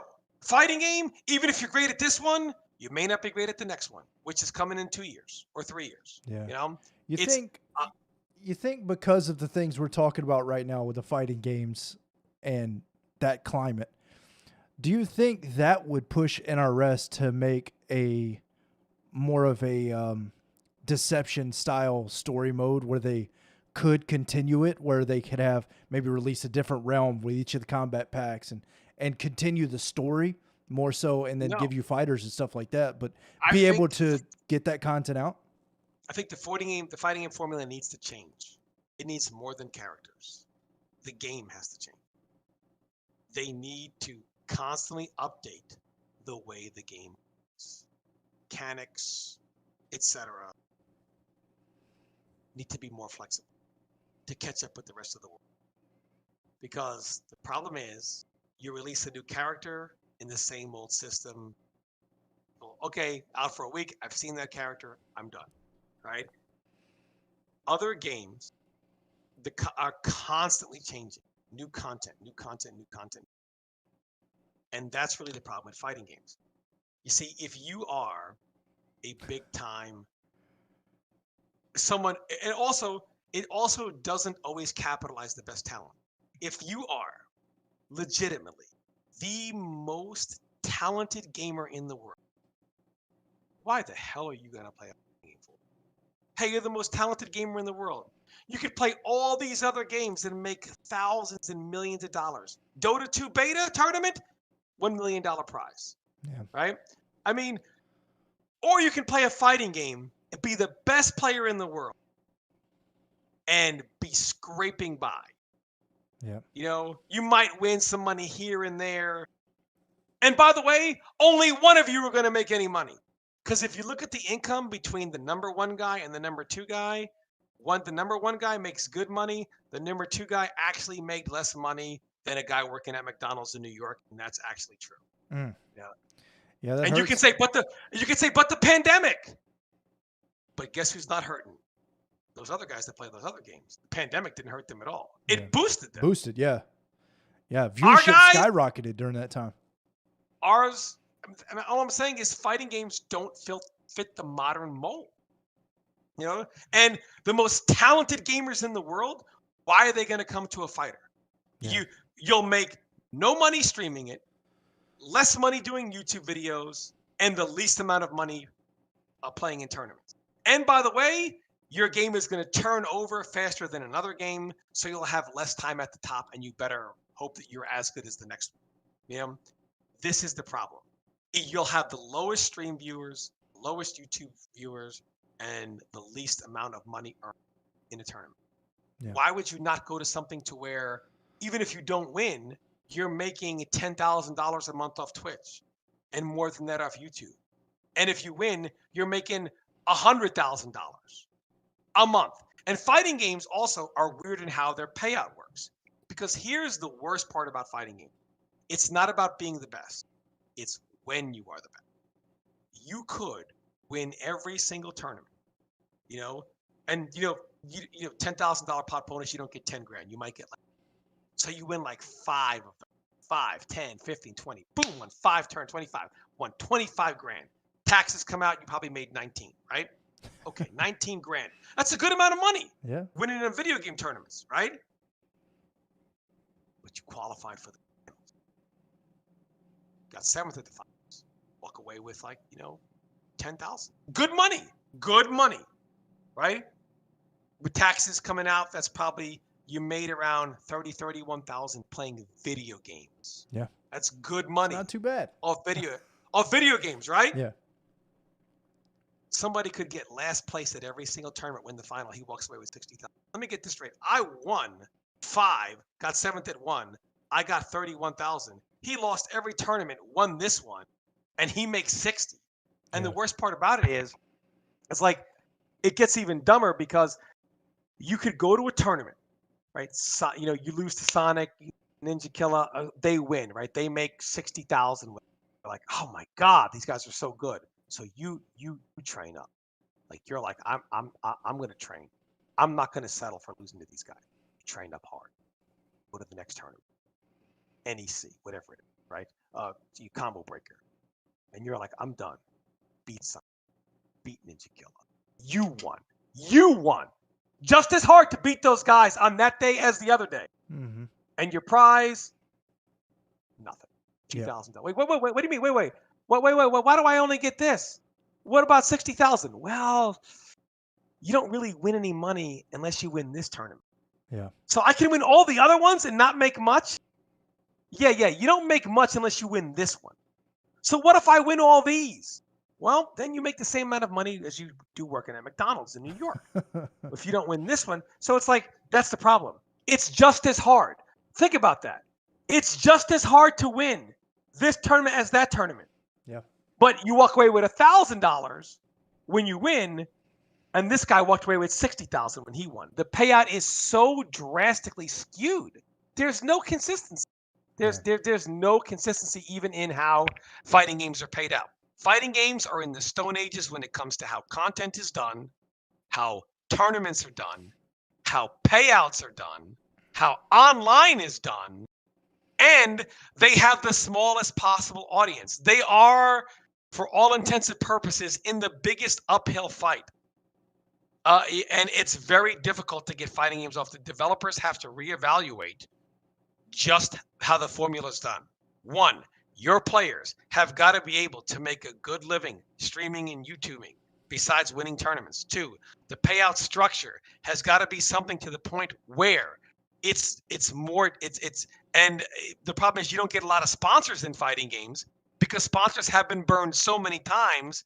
The studio can surely invest a small percentage of its earnings into a game because they already made that money. But if you're a sponsor, you're relying on ad revenue and sponsor revenue coming back to you for using this game. And that never happens. You know, you put a game on TBS and you make more money based on how you can sell airtime. Bad news for you. You're not making much money selling airtime for one of these fighting game tournaments, right? So they'll just say, you know, I'd much rather put on reruns of Everyone Loves Raymond and make more money on that airtime. Yeah. It doesn't grow. Developers have got to reevaluate the fighting game formula. They've got to make it so people can monetize fighting games besides the studio. The studio right now are the only really ones making money off the game. You know, the players have a hard time making money. You know, how unrealistic is it to say, be as good as Sonic Fox and Ninja Killer, and you can whatever. That's like saying you can only play in the NBA and be profitable if you're as good as LeBron James. Yeah. Yeah. It's just fighting games have got to be able to be, appeal to a bigger audience so that, players can stream it and get more success. And the payouts and tournaments or whatever, and people will want to televise these things and be able to make ad revenue off that. Fighting game formula right now just appeals to a low audience, and it hasn't changed. The structure of fighting games are still stuck in a very archaic way of how they do things. Yeah. Every other game has changed for the modern world, except for fighting games. They still do things the same old way. Yeah. And that just does other games are early access, PTRs, all the ways they test things and collect feedback. Fighting games are in the Stone Ages and how they collect feedback even. I mean, like they don't use technology the way every other thing does. They don't. The reason why Guilty Gear was received so well is because of how well they collected feedback and implemented into the game. Like people were, and people will say, "Oh, look, the game is dying now." Whatever. People always say that kind of garbage. But that's what people want to see. They want more feedback.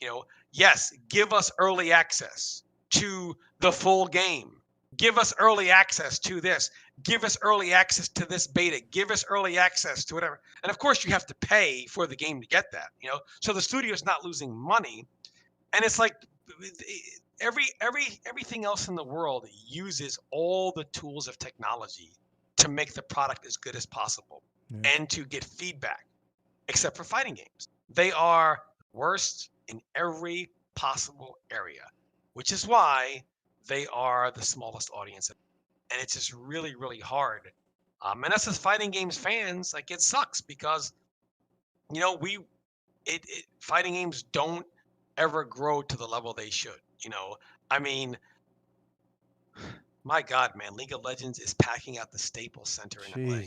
What fighting game is filling the Staples Center? And I can't figure that one out, man. I watched the gameplay and I'm just like, yeah, that's still not for me. I don't get I understand that. But it appeals to the majority of people. Yeah. We're in the minority of guys that I love. We love fighting games. But fighting games need to do something. They need to change their formula and how they do things. Developers need to have a long, hard look at this because you can't honestly tell me fighting games use technology to their fullest extent. They don't. No. They don't. It's just not. They're so old school. A lot of times the PC versions of these games are better, and yet we still play them on the consoles because that's what these venues use. Yeah. That's what these venues. It's still such an archaic system in how like Mortal Kombat 11 is actually better on the PC. 100%. It's got, I think the PS4 has got 7 frames of input delay. So even if you're offline, you still got that input delay. PC basically has none. But Yeah. we will play the inferior product. It's just fighting games are just, and what can PCs give you? Early access, PTR, that type of stuff. Like the whole world is going one way and fighting games are going another.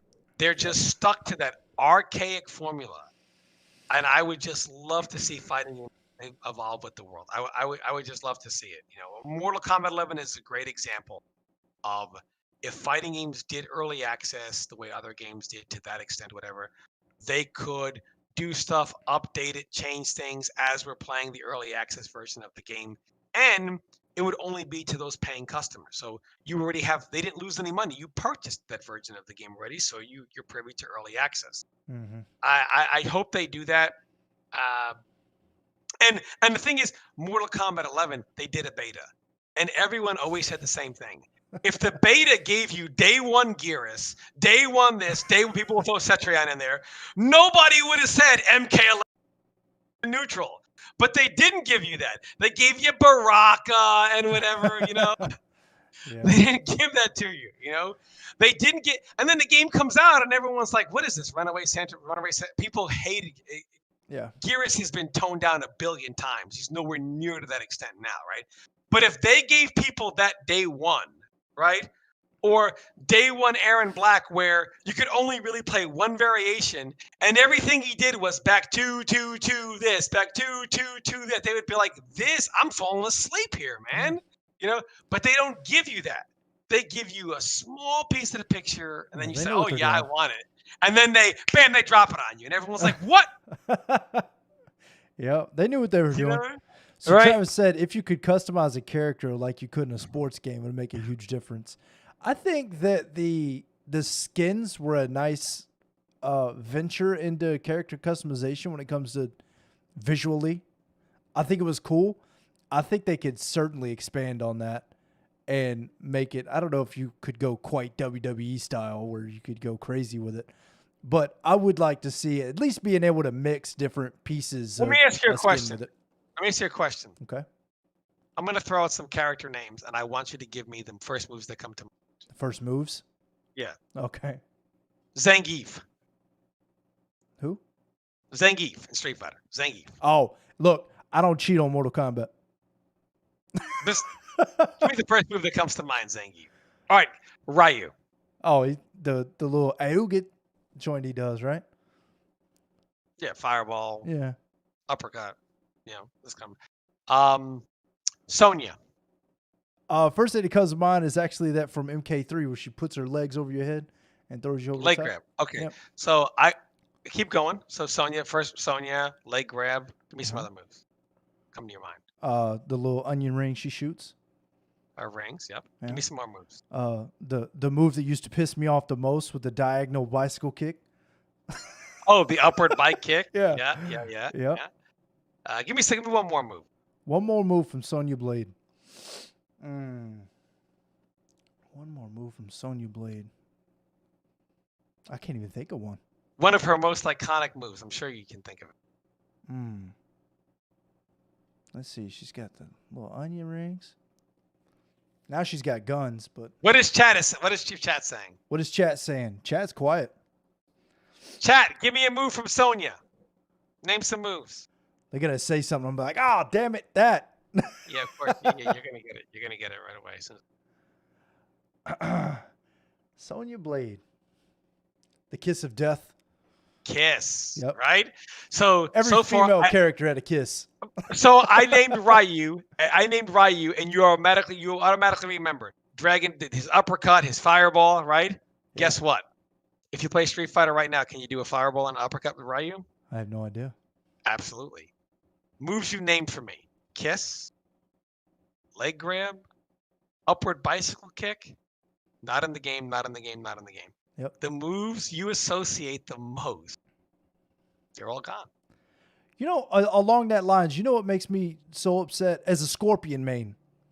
Yeah. It makes me so upset that I have to burn a bar to combo off of his off of his little get over here. From day That's one, fair. that's frustrated me. Yeah, I've I been can able see to that. combo off of that since MK1. Yeah, and also let me just also say one more thing. Sonya is more Ronda Rousey than, Oh yeah. and no offense, Ronda Rousey, she's so much like you that if you kick Sonya in the face, she should be KO'd immediately and lose 100% of her. You know, that's how much like you she actually is. Yeah. So unfortunately, you know, it's just they just didn't. Whatever it is that makes MK is just missing. You know, and you know, like most people, if you name Zangief, they'll say, "Oh, spinning pile driver," that kind of stuff. You know, they you know, that type of stuff.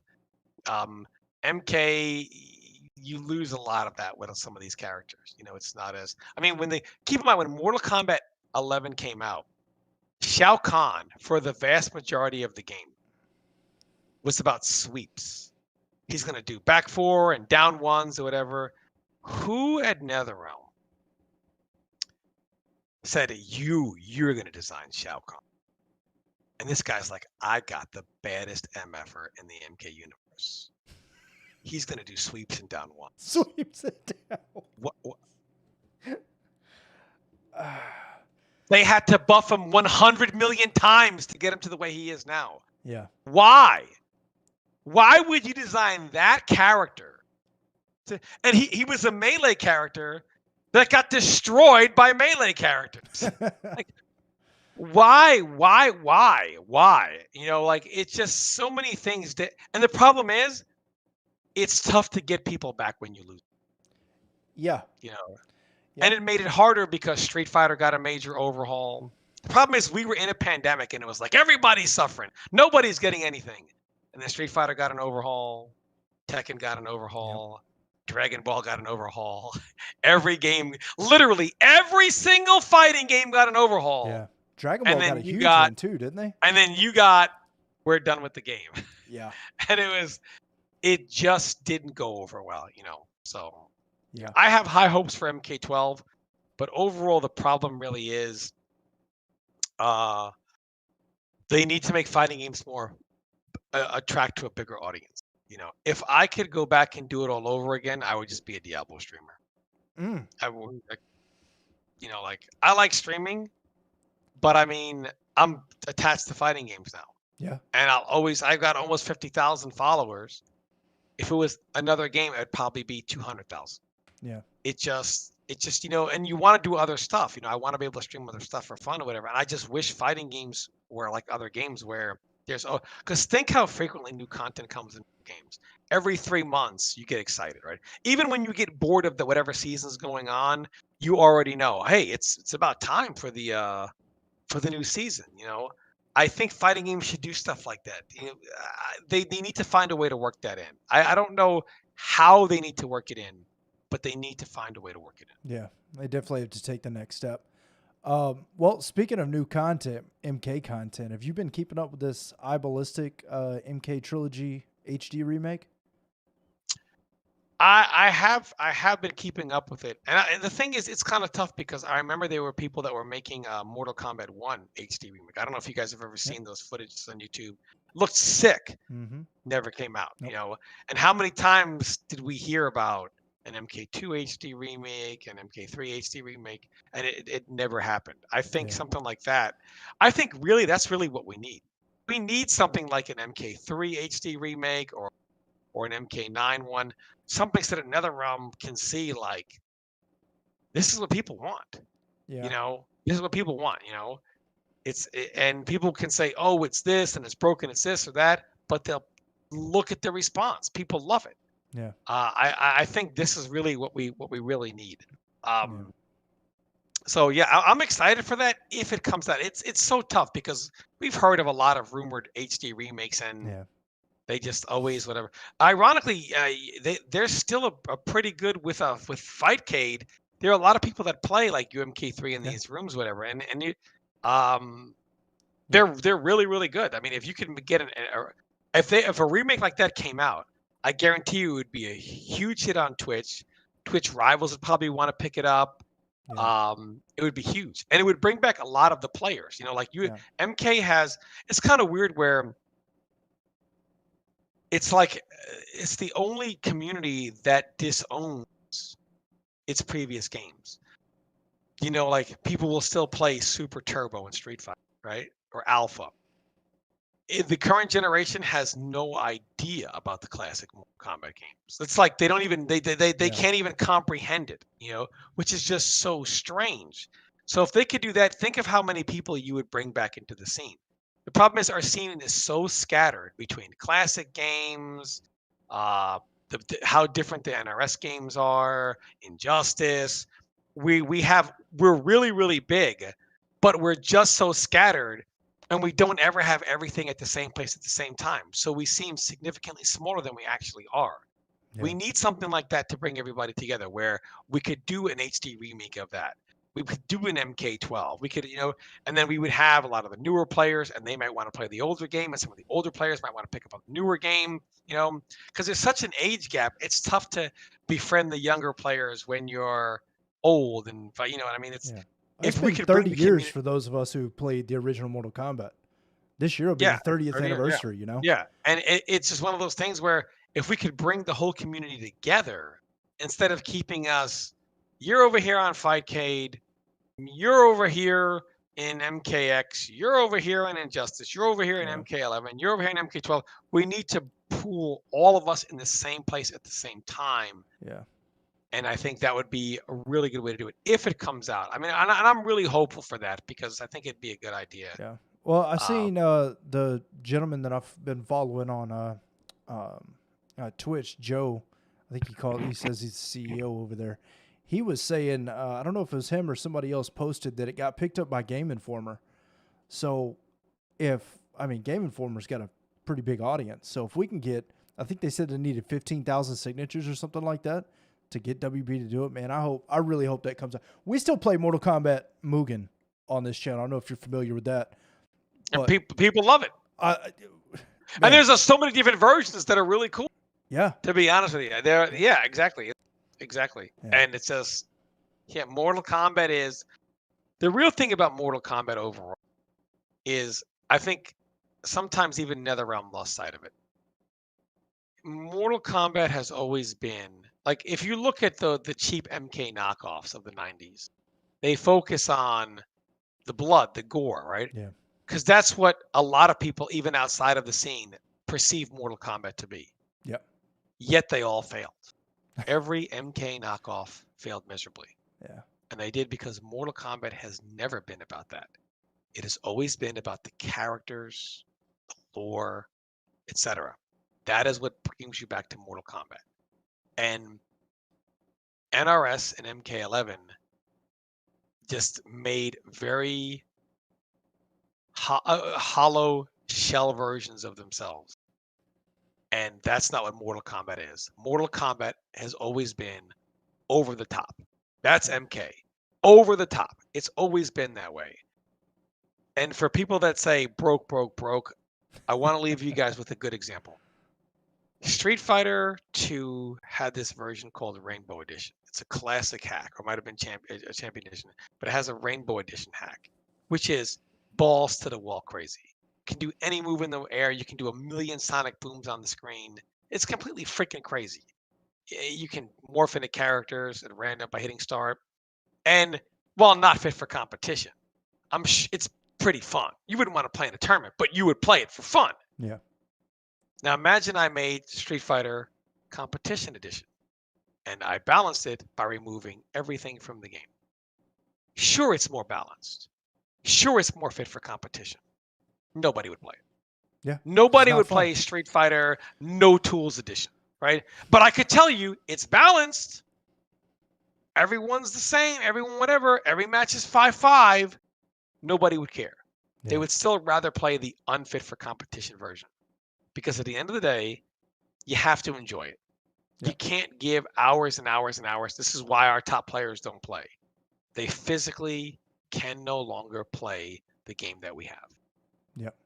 Yeah, and I feel that as somebody who's built the channel all around Mortal Kombat, like you said, I can't go play something else. When the Diablo 2 remaster came out, we played it on the channel because I love Diablo. Love it. Mortal Kombat Diablo Rival. I've got the Diablo 3 Legendary Edition back there that is put in the back of the closet because I hated that game so much. But when Remastered came out, I was like, this is it. This is it. And I jumped over to it, and my chat was like, what are you doing? This is not Mortal Kombat. You know what I mean? Yeah.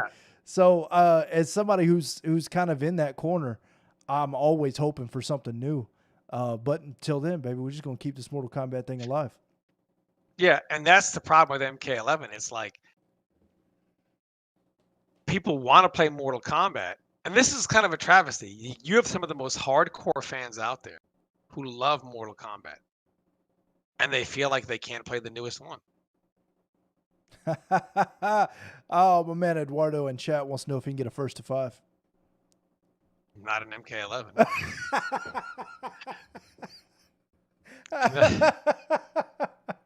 Well, there's your answer, Eduardo.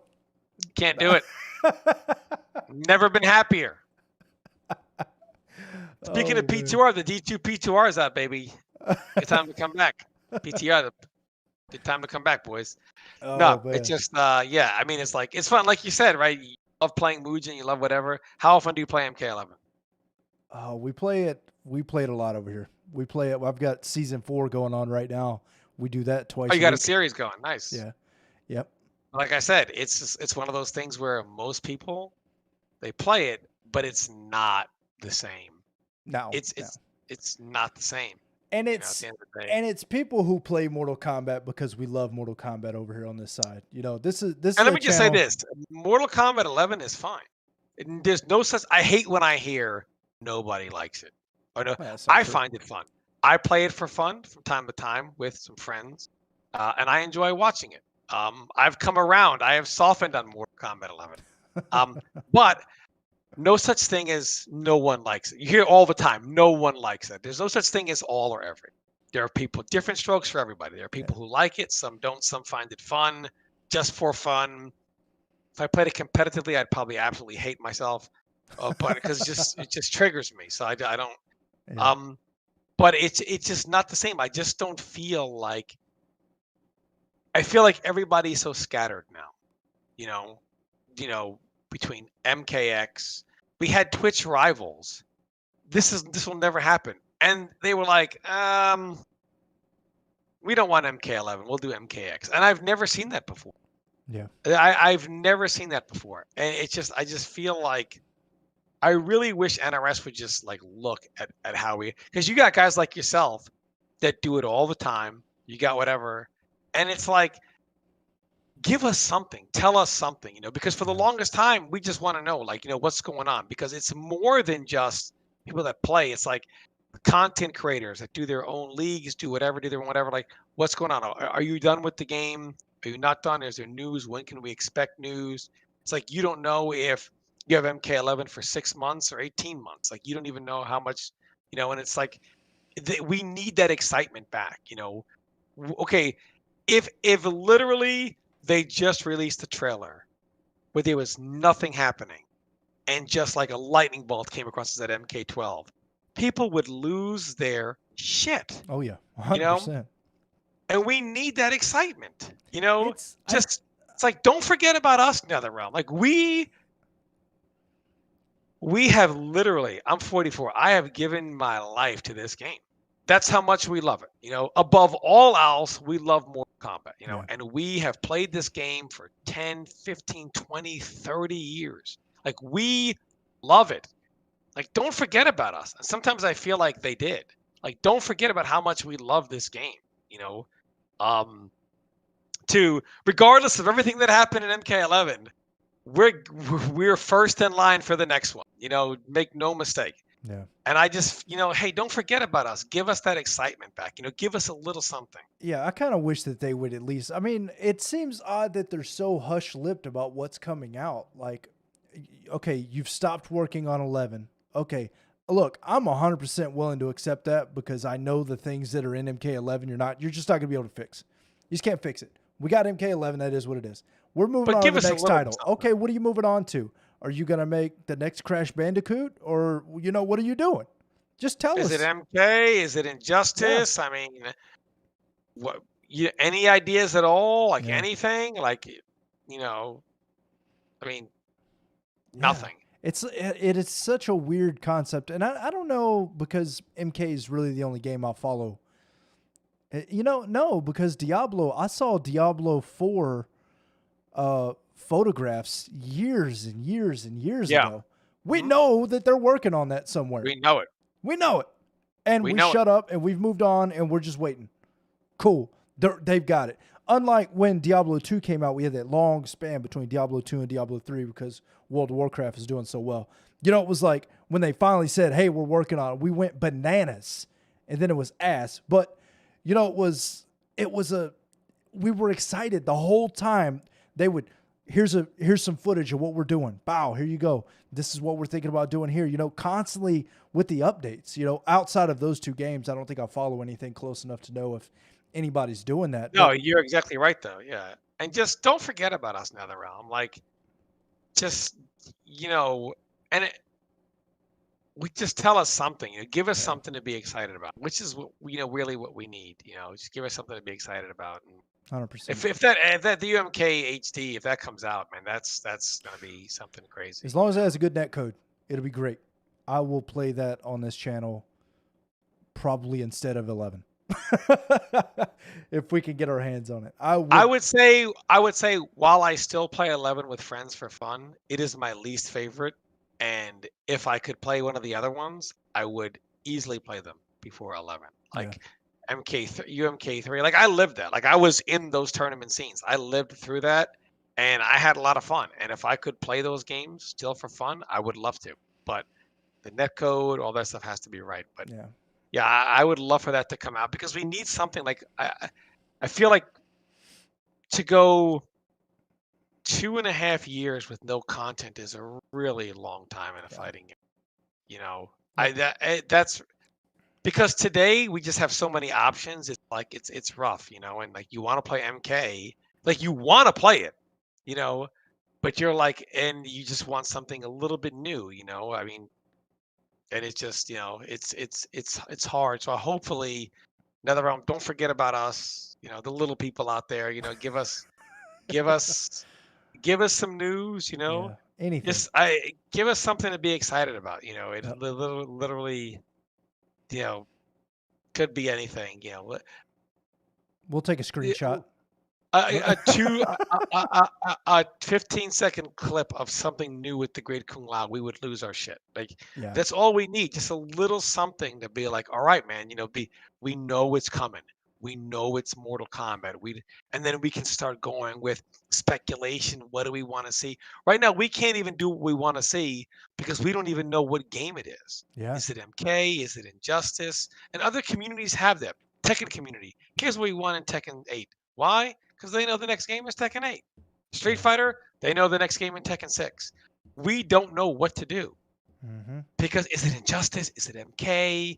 Is it something else? Is it Marvel? Is it MK versus DC2? Is it so we can't even start with what we want to see because we don't even know what it is.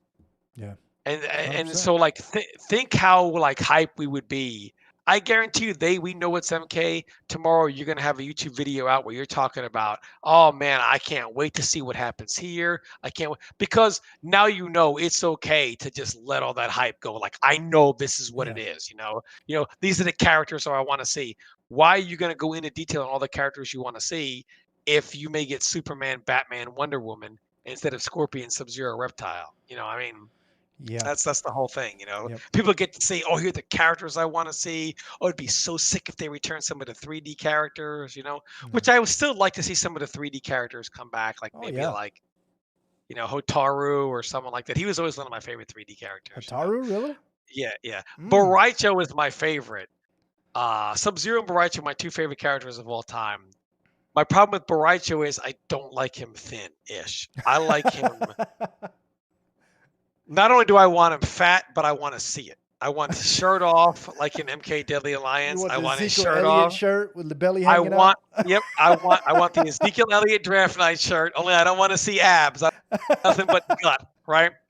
I want that shirt.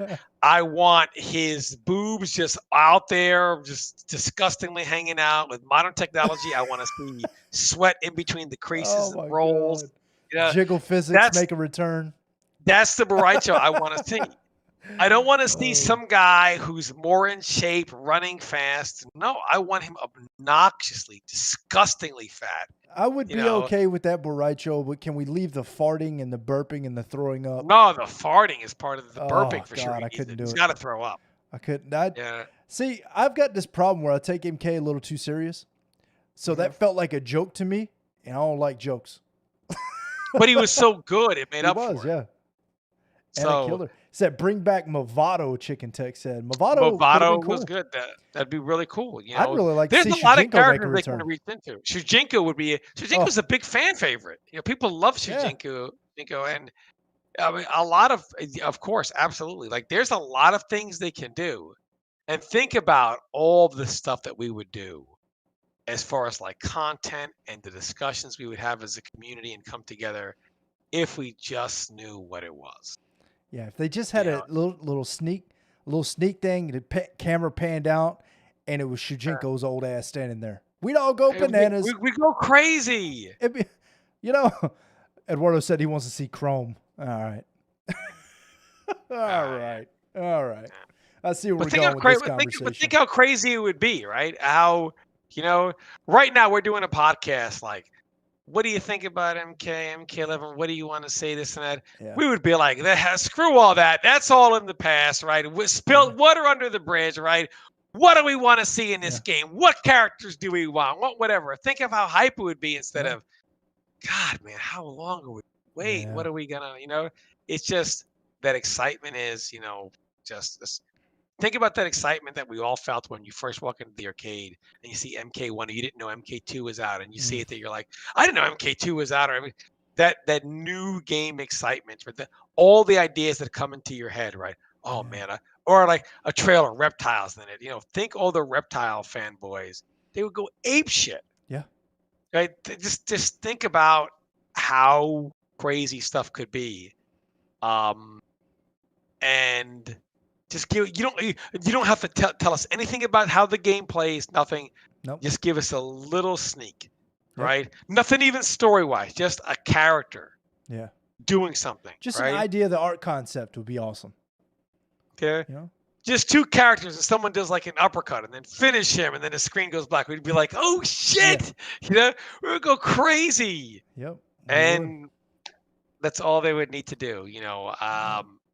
That excitement I feel like we really, really need. So hopefully come on, man, don't make us wait until E3 next year. Dude, that's so long. I mean, that's over a year. Like, don't do that to us, man. But on the other hand, take your time and put together take your time. a great Take project. your time with making the game. Yes. But just give us a little taste in sure. between, man, Because look, Mortal Kombat 11 is a game, when it launched, I played it for the first month it was out, and I put it down and said, that is not Mortal Kombat.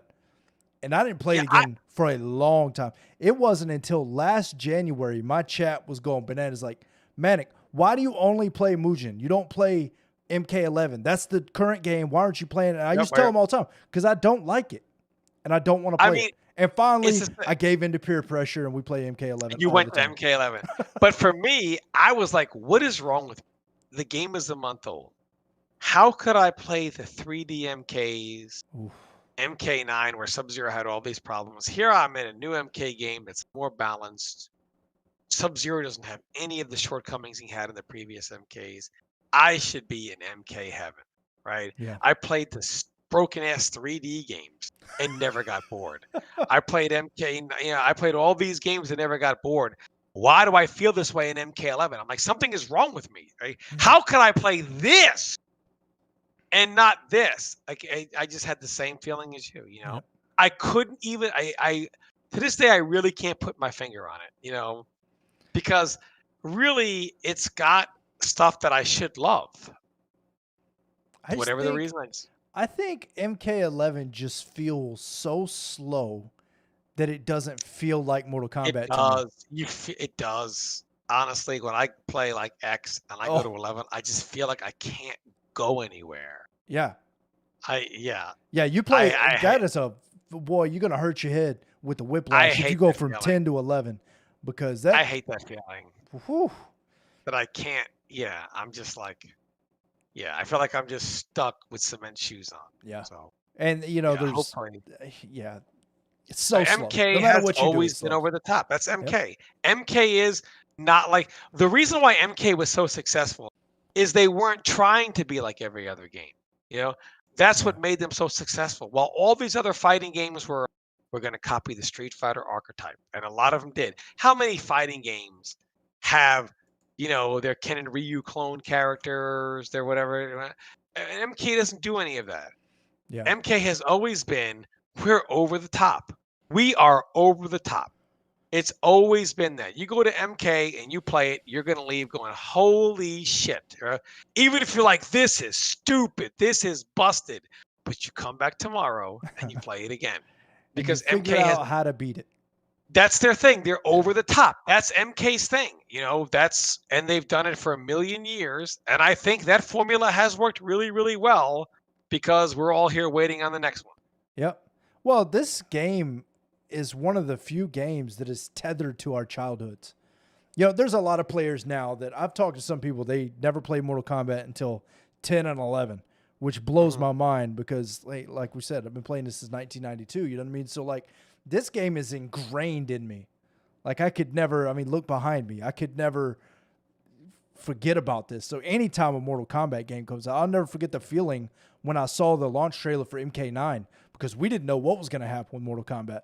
Yeah, and we saw it at E3. We didn't know what was Oh. going on. We heard reports that Midway was going under, and they were selling this and that, and then we found out they merged. And now it's NetherRealm Studios, and we saw that trailer, and we were like, "This is amazing." Yeah. And then I saw the trailer, and then I realized it was at E3, and I got to look up all the demos they did, and I was like, "This is awesome." Yeah. And even more awesome than I got a call from Hector Sanchez that said, "Do you want to come and test it?" Oh. Hell, yes. Yesterday. Duh. Should just sent me a plane ticket. Why are No, we having yeah, this hell conversation? yeah. I mean, do I want to test it? Yes. What was the first game you ever competed in? MK game. Mortal Kombat 1. You competed Mortal Kombat 1? That's fire. As much as competing. Well, back then it was was went to the arcade and played it. Yeah. I mean, Yeah. but there were like local Yeah. arcade tournaments, Yeah. that were not anything like today. No. But because you just couldn't spread the information, no one would know about it outside of the people in that local area. That arcade, yeah. So yeah, because you didn't have the internet in 1992 like that. You didn't have people didn't even have PCs. They didn't even have no. You had So money if you had a yeah, beeper. yeah, if you had a beeper, yeah, and So, but at that early, World Warrior, I'd say my first game I actually tried to compete in. But Yeah. again, Street Fighter 2 World Warrior was just things were not very competitive back then. They were small scale Yeah, for tournaments sure. because you couldn't get anything on a national scale back then. What was your favorite arcade version of Mortal Kombat?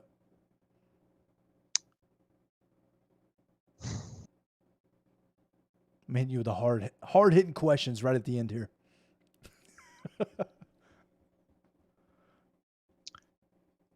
Mortal Kombat 3. 3? Regular Mortal Kombat 3. Vanilla one.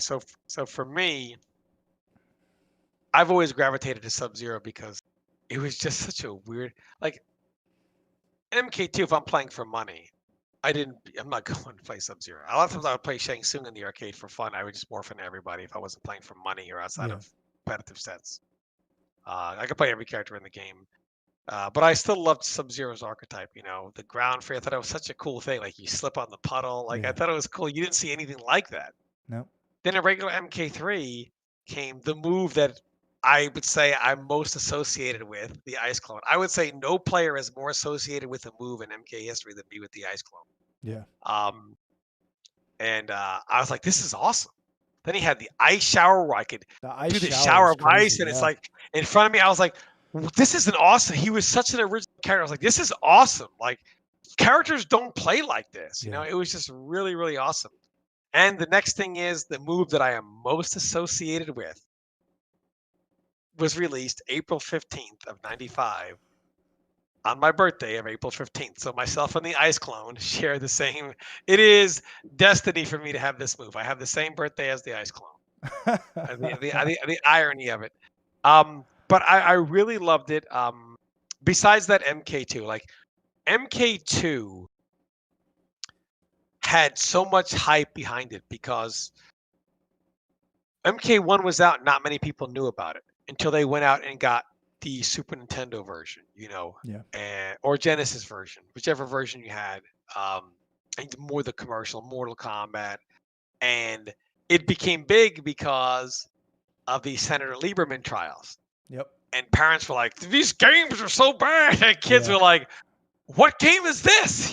So If they did a us a lot of favor kid, and didn't know it. a lot of kids found out about it, and they would go to the arcade to play it too. But Yeah. when you went to the arcade at that point, you realized Mortal Kombat 2 is out. I came here for MK1, and Mortal Kombat 2 was just the biggest thing I've ever seen. Yeah. I have never seen lines so long in all my life in the arcade. Yeah. I think it by far is the most iconic lore-wise. It blew Mortal Kombat out of the water. Oh, It was 100%. Mortal Kombat 2. It was a next step for sure. Yeah, it was 100%, such a massive step forward. And then MK, but my personal favorite is MK3. It was just they really took the next step with with the speed of the game. Yeah. They put the run in there, combos. combos. Went crazy with special moves. Absolutely crazy with them. And it was really nice to see how they went kind of like even more nuts than it, because MK2 was still good, but every game was at slower pace. Yeah. And they ramped it up so much with MK3. Yeah. Ramped up. They just gave you more of everything. Mortal Kombat used to always be about giving you more, and now the variation system is about I'm not going to give you. I'll swap. Let me swap this out with this. And Mortal Kombat became so big because you knew you were always getting more characters, more specials, more stages, more fatals, more moves, more combos, more. And now, when we're so used to more, they're like, let's dial it back some and give you a little bit less. And that's not what MK was founded on. So I would say my favorite of all time is MK for sure. Yeah. Well, man, I appreciate you taking the time to. What's your favorite Mortal Kombat game? Let me put you on the hot seat. MK2, all the way. MK2. That's the one. That did it, right? That's my childhood. Right? I sat upstairs screaming and yelling at a CRT TV for years of my life playing that game. And then I had vanilla. Goro or Shao Kahn? Which one? I mean, Kintaro or Shao Kahn? Which one had you scream? Always Kintaro. Shao Kahn always felt like I could put my hands on him easy. Always Kintaro. Yeah, it was Kintaro's bum ass. I could never understand why the sub boss was so damn strong, and then Shao Kahn was a pushover. Shao Kahn was so easy, right? Yeah. And then we got Ultimate Mortal Kombat 3, and Shao Kahn was something different. But yeah, MK2 is my fondest of Mortal Kombat memories. That's what really sparked. I think that's what sparked most people's love of MK. Like they got into it, and then the lore of it, and it was just. With MK, it's so much that grabs you, and it's more than just ingrained in our childhood. It's ingrained in our subcultures. Our arcade scene was founded on Street Fighter and Mortal Kombat. I used to always say, American kids, you go to sleep on scorpion sheets and Chun-Li pillows. Damn right that's what that was. We grew up on it. So yeah. Yep. And then my favorite arcade version would be 4. I love that arcade. 4 was fun. I love that. I had a lot of fun. I had a lot of fun with MK4. Yeah, the weapons were a cool addition, I thought, and it was kind of cool that the guy could drop the weapon and you could pick it up, and it was kind of cool. You could, in a way, augment your character. Yeah. It was like the very first augment. You grab somebody else's weapon, and now they pulled it out, and now you're doing to them, and they don't have it anymore. It was a really cool step, I think. Yeah. For sure. Absolutely. I would love to see something like that come back. Yeah, I don't know, because I really liked in, what was it? Was it Deadly Alliance? Where they had the weapons where you could stab them and it would bleed their the Impale. The Impale, yeah. I thought that was awesome. I enjoyed that, and we just kind of never saw it again. Never saw it again. Yeah. Yeah. They have a lot of good ideas they could always revisit and more modernize for a competitive scene. For sure. There's MK has more unused content than most games have current content. They just have so much they can draw from. Yep. And I think that, in closing, I guess, was the biggest. At the end of the day, Mortal Kombat 11 can be summed up in a quick saying: potential, promise, unfulfilled. For sure. And we all see what it can be, and to know that it never got there is what actually hurt. Because if it was just a bad game and there was no hope, we would say, it's just whatever. We see it right there. Yeah, it's close. And it will never reach it. Yep, it's close. It's close. That's the thing. A beautiful game, too.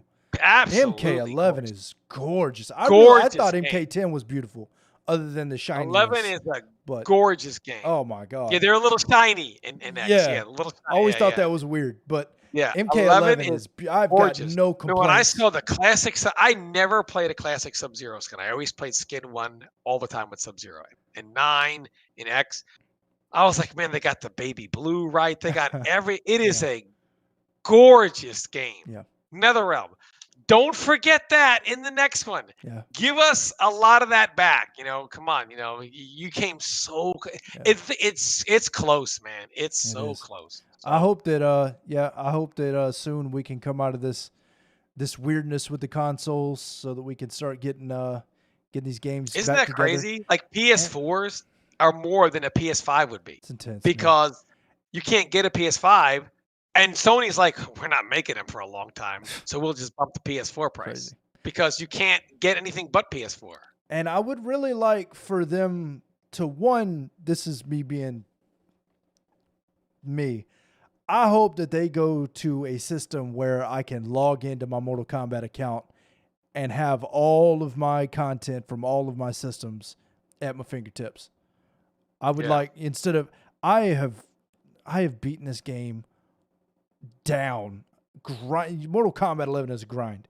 I have grinded this game on 3 different consoles now. And I would prefer to play on the PC, but I can't cross-play then. So I would like them login, and I would like them to make cross-play a thing from Jump Street. I want to play on my PC and still be able to play with my viewers. Because right now we play on PlayStation 4 just because that's where everybody's at. I would much rather be on PC. But that's just not where the consumer is. But I appreciate you coming through and hanging out with me, my man. It's been a great time. I've had a great time talking to an absolute Mortal Kombat legend. So I really do appreciate you coming on here. Not a problem, man. Hopefully we get some news soon, and we'll have some exciting stuff to talk about. For sure, 100%. We'll come back and we'll both be screaming and yelling. We're so excited. Oh, like that. When they get news, I'm coming back with a bottle. Because it's going to be a good day. It's going to be a good day. It's going to be a good day. I'm with it. I'm with it. All right, my man. Absolutely. I appreciate you. Any closing thoughts for the viewership before we go? Yeah. Mortal Kombat is once you get into it. To a lot of people, you're like, why don't you play something else? I'm sure you get that a lot too. Like, why only Mortal Kombat? Well, you can play Street Fighter. They're getting new content or whatever. Once you get into Mortal Kombat, you'll love it forever. There is nothing like this game. Yeah. And we love it. And hopefully before long, we'll see all you guys back and we'll all be playing together again. Yes, sir. Absolutely. All right, my man. It's been real. And all right, man. You have a good night. I'll see you in the forums and around on Discord. I might see you on Diablo 2. I don't know, man. All right, my man. You have a good night, brother. All right, man. You have a great night, man. Take it easy. All right, ladies and gentlemen. I appreciate you guys for hanging out with me. Jeremy said he enjoyed the stream. I enjoyed the stream as well. Travis, GG's gentleman with the 200 stars. I appreciate you, my man. All right, ladies and gentlemen, we'll be back tomorrow night. We'll have our auction if everything goes well. Otherwise, we will have Mortal Kombat Season 4 activities. One of those 2 will be going down here tomorrow night, 8 o'clock p.m. EST. I love you guys so very much. I appreciate y'all for coming and hanging out with me. But for tonight, Manic Red's out of here, baby. I'll see you in the next one. You can guarantee that.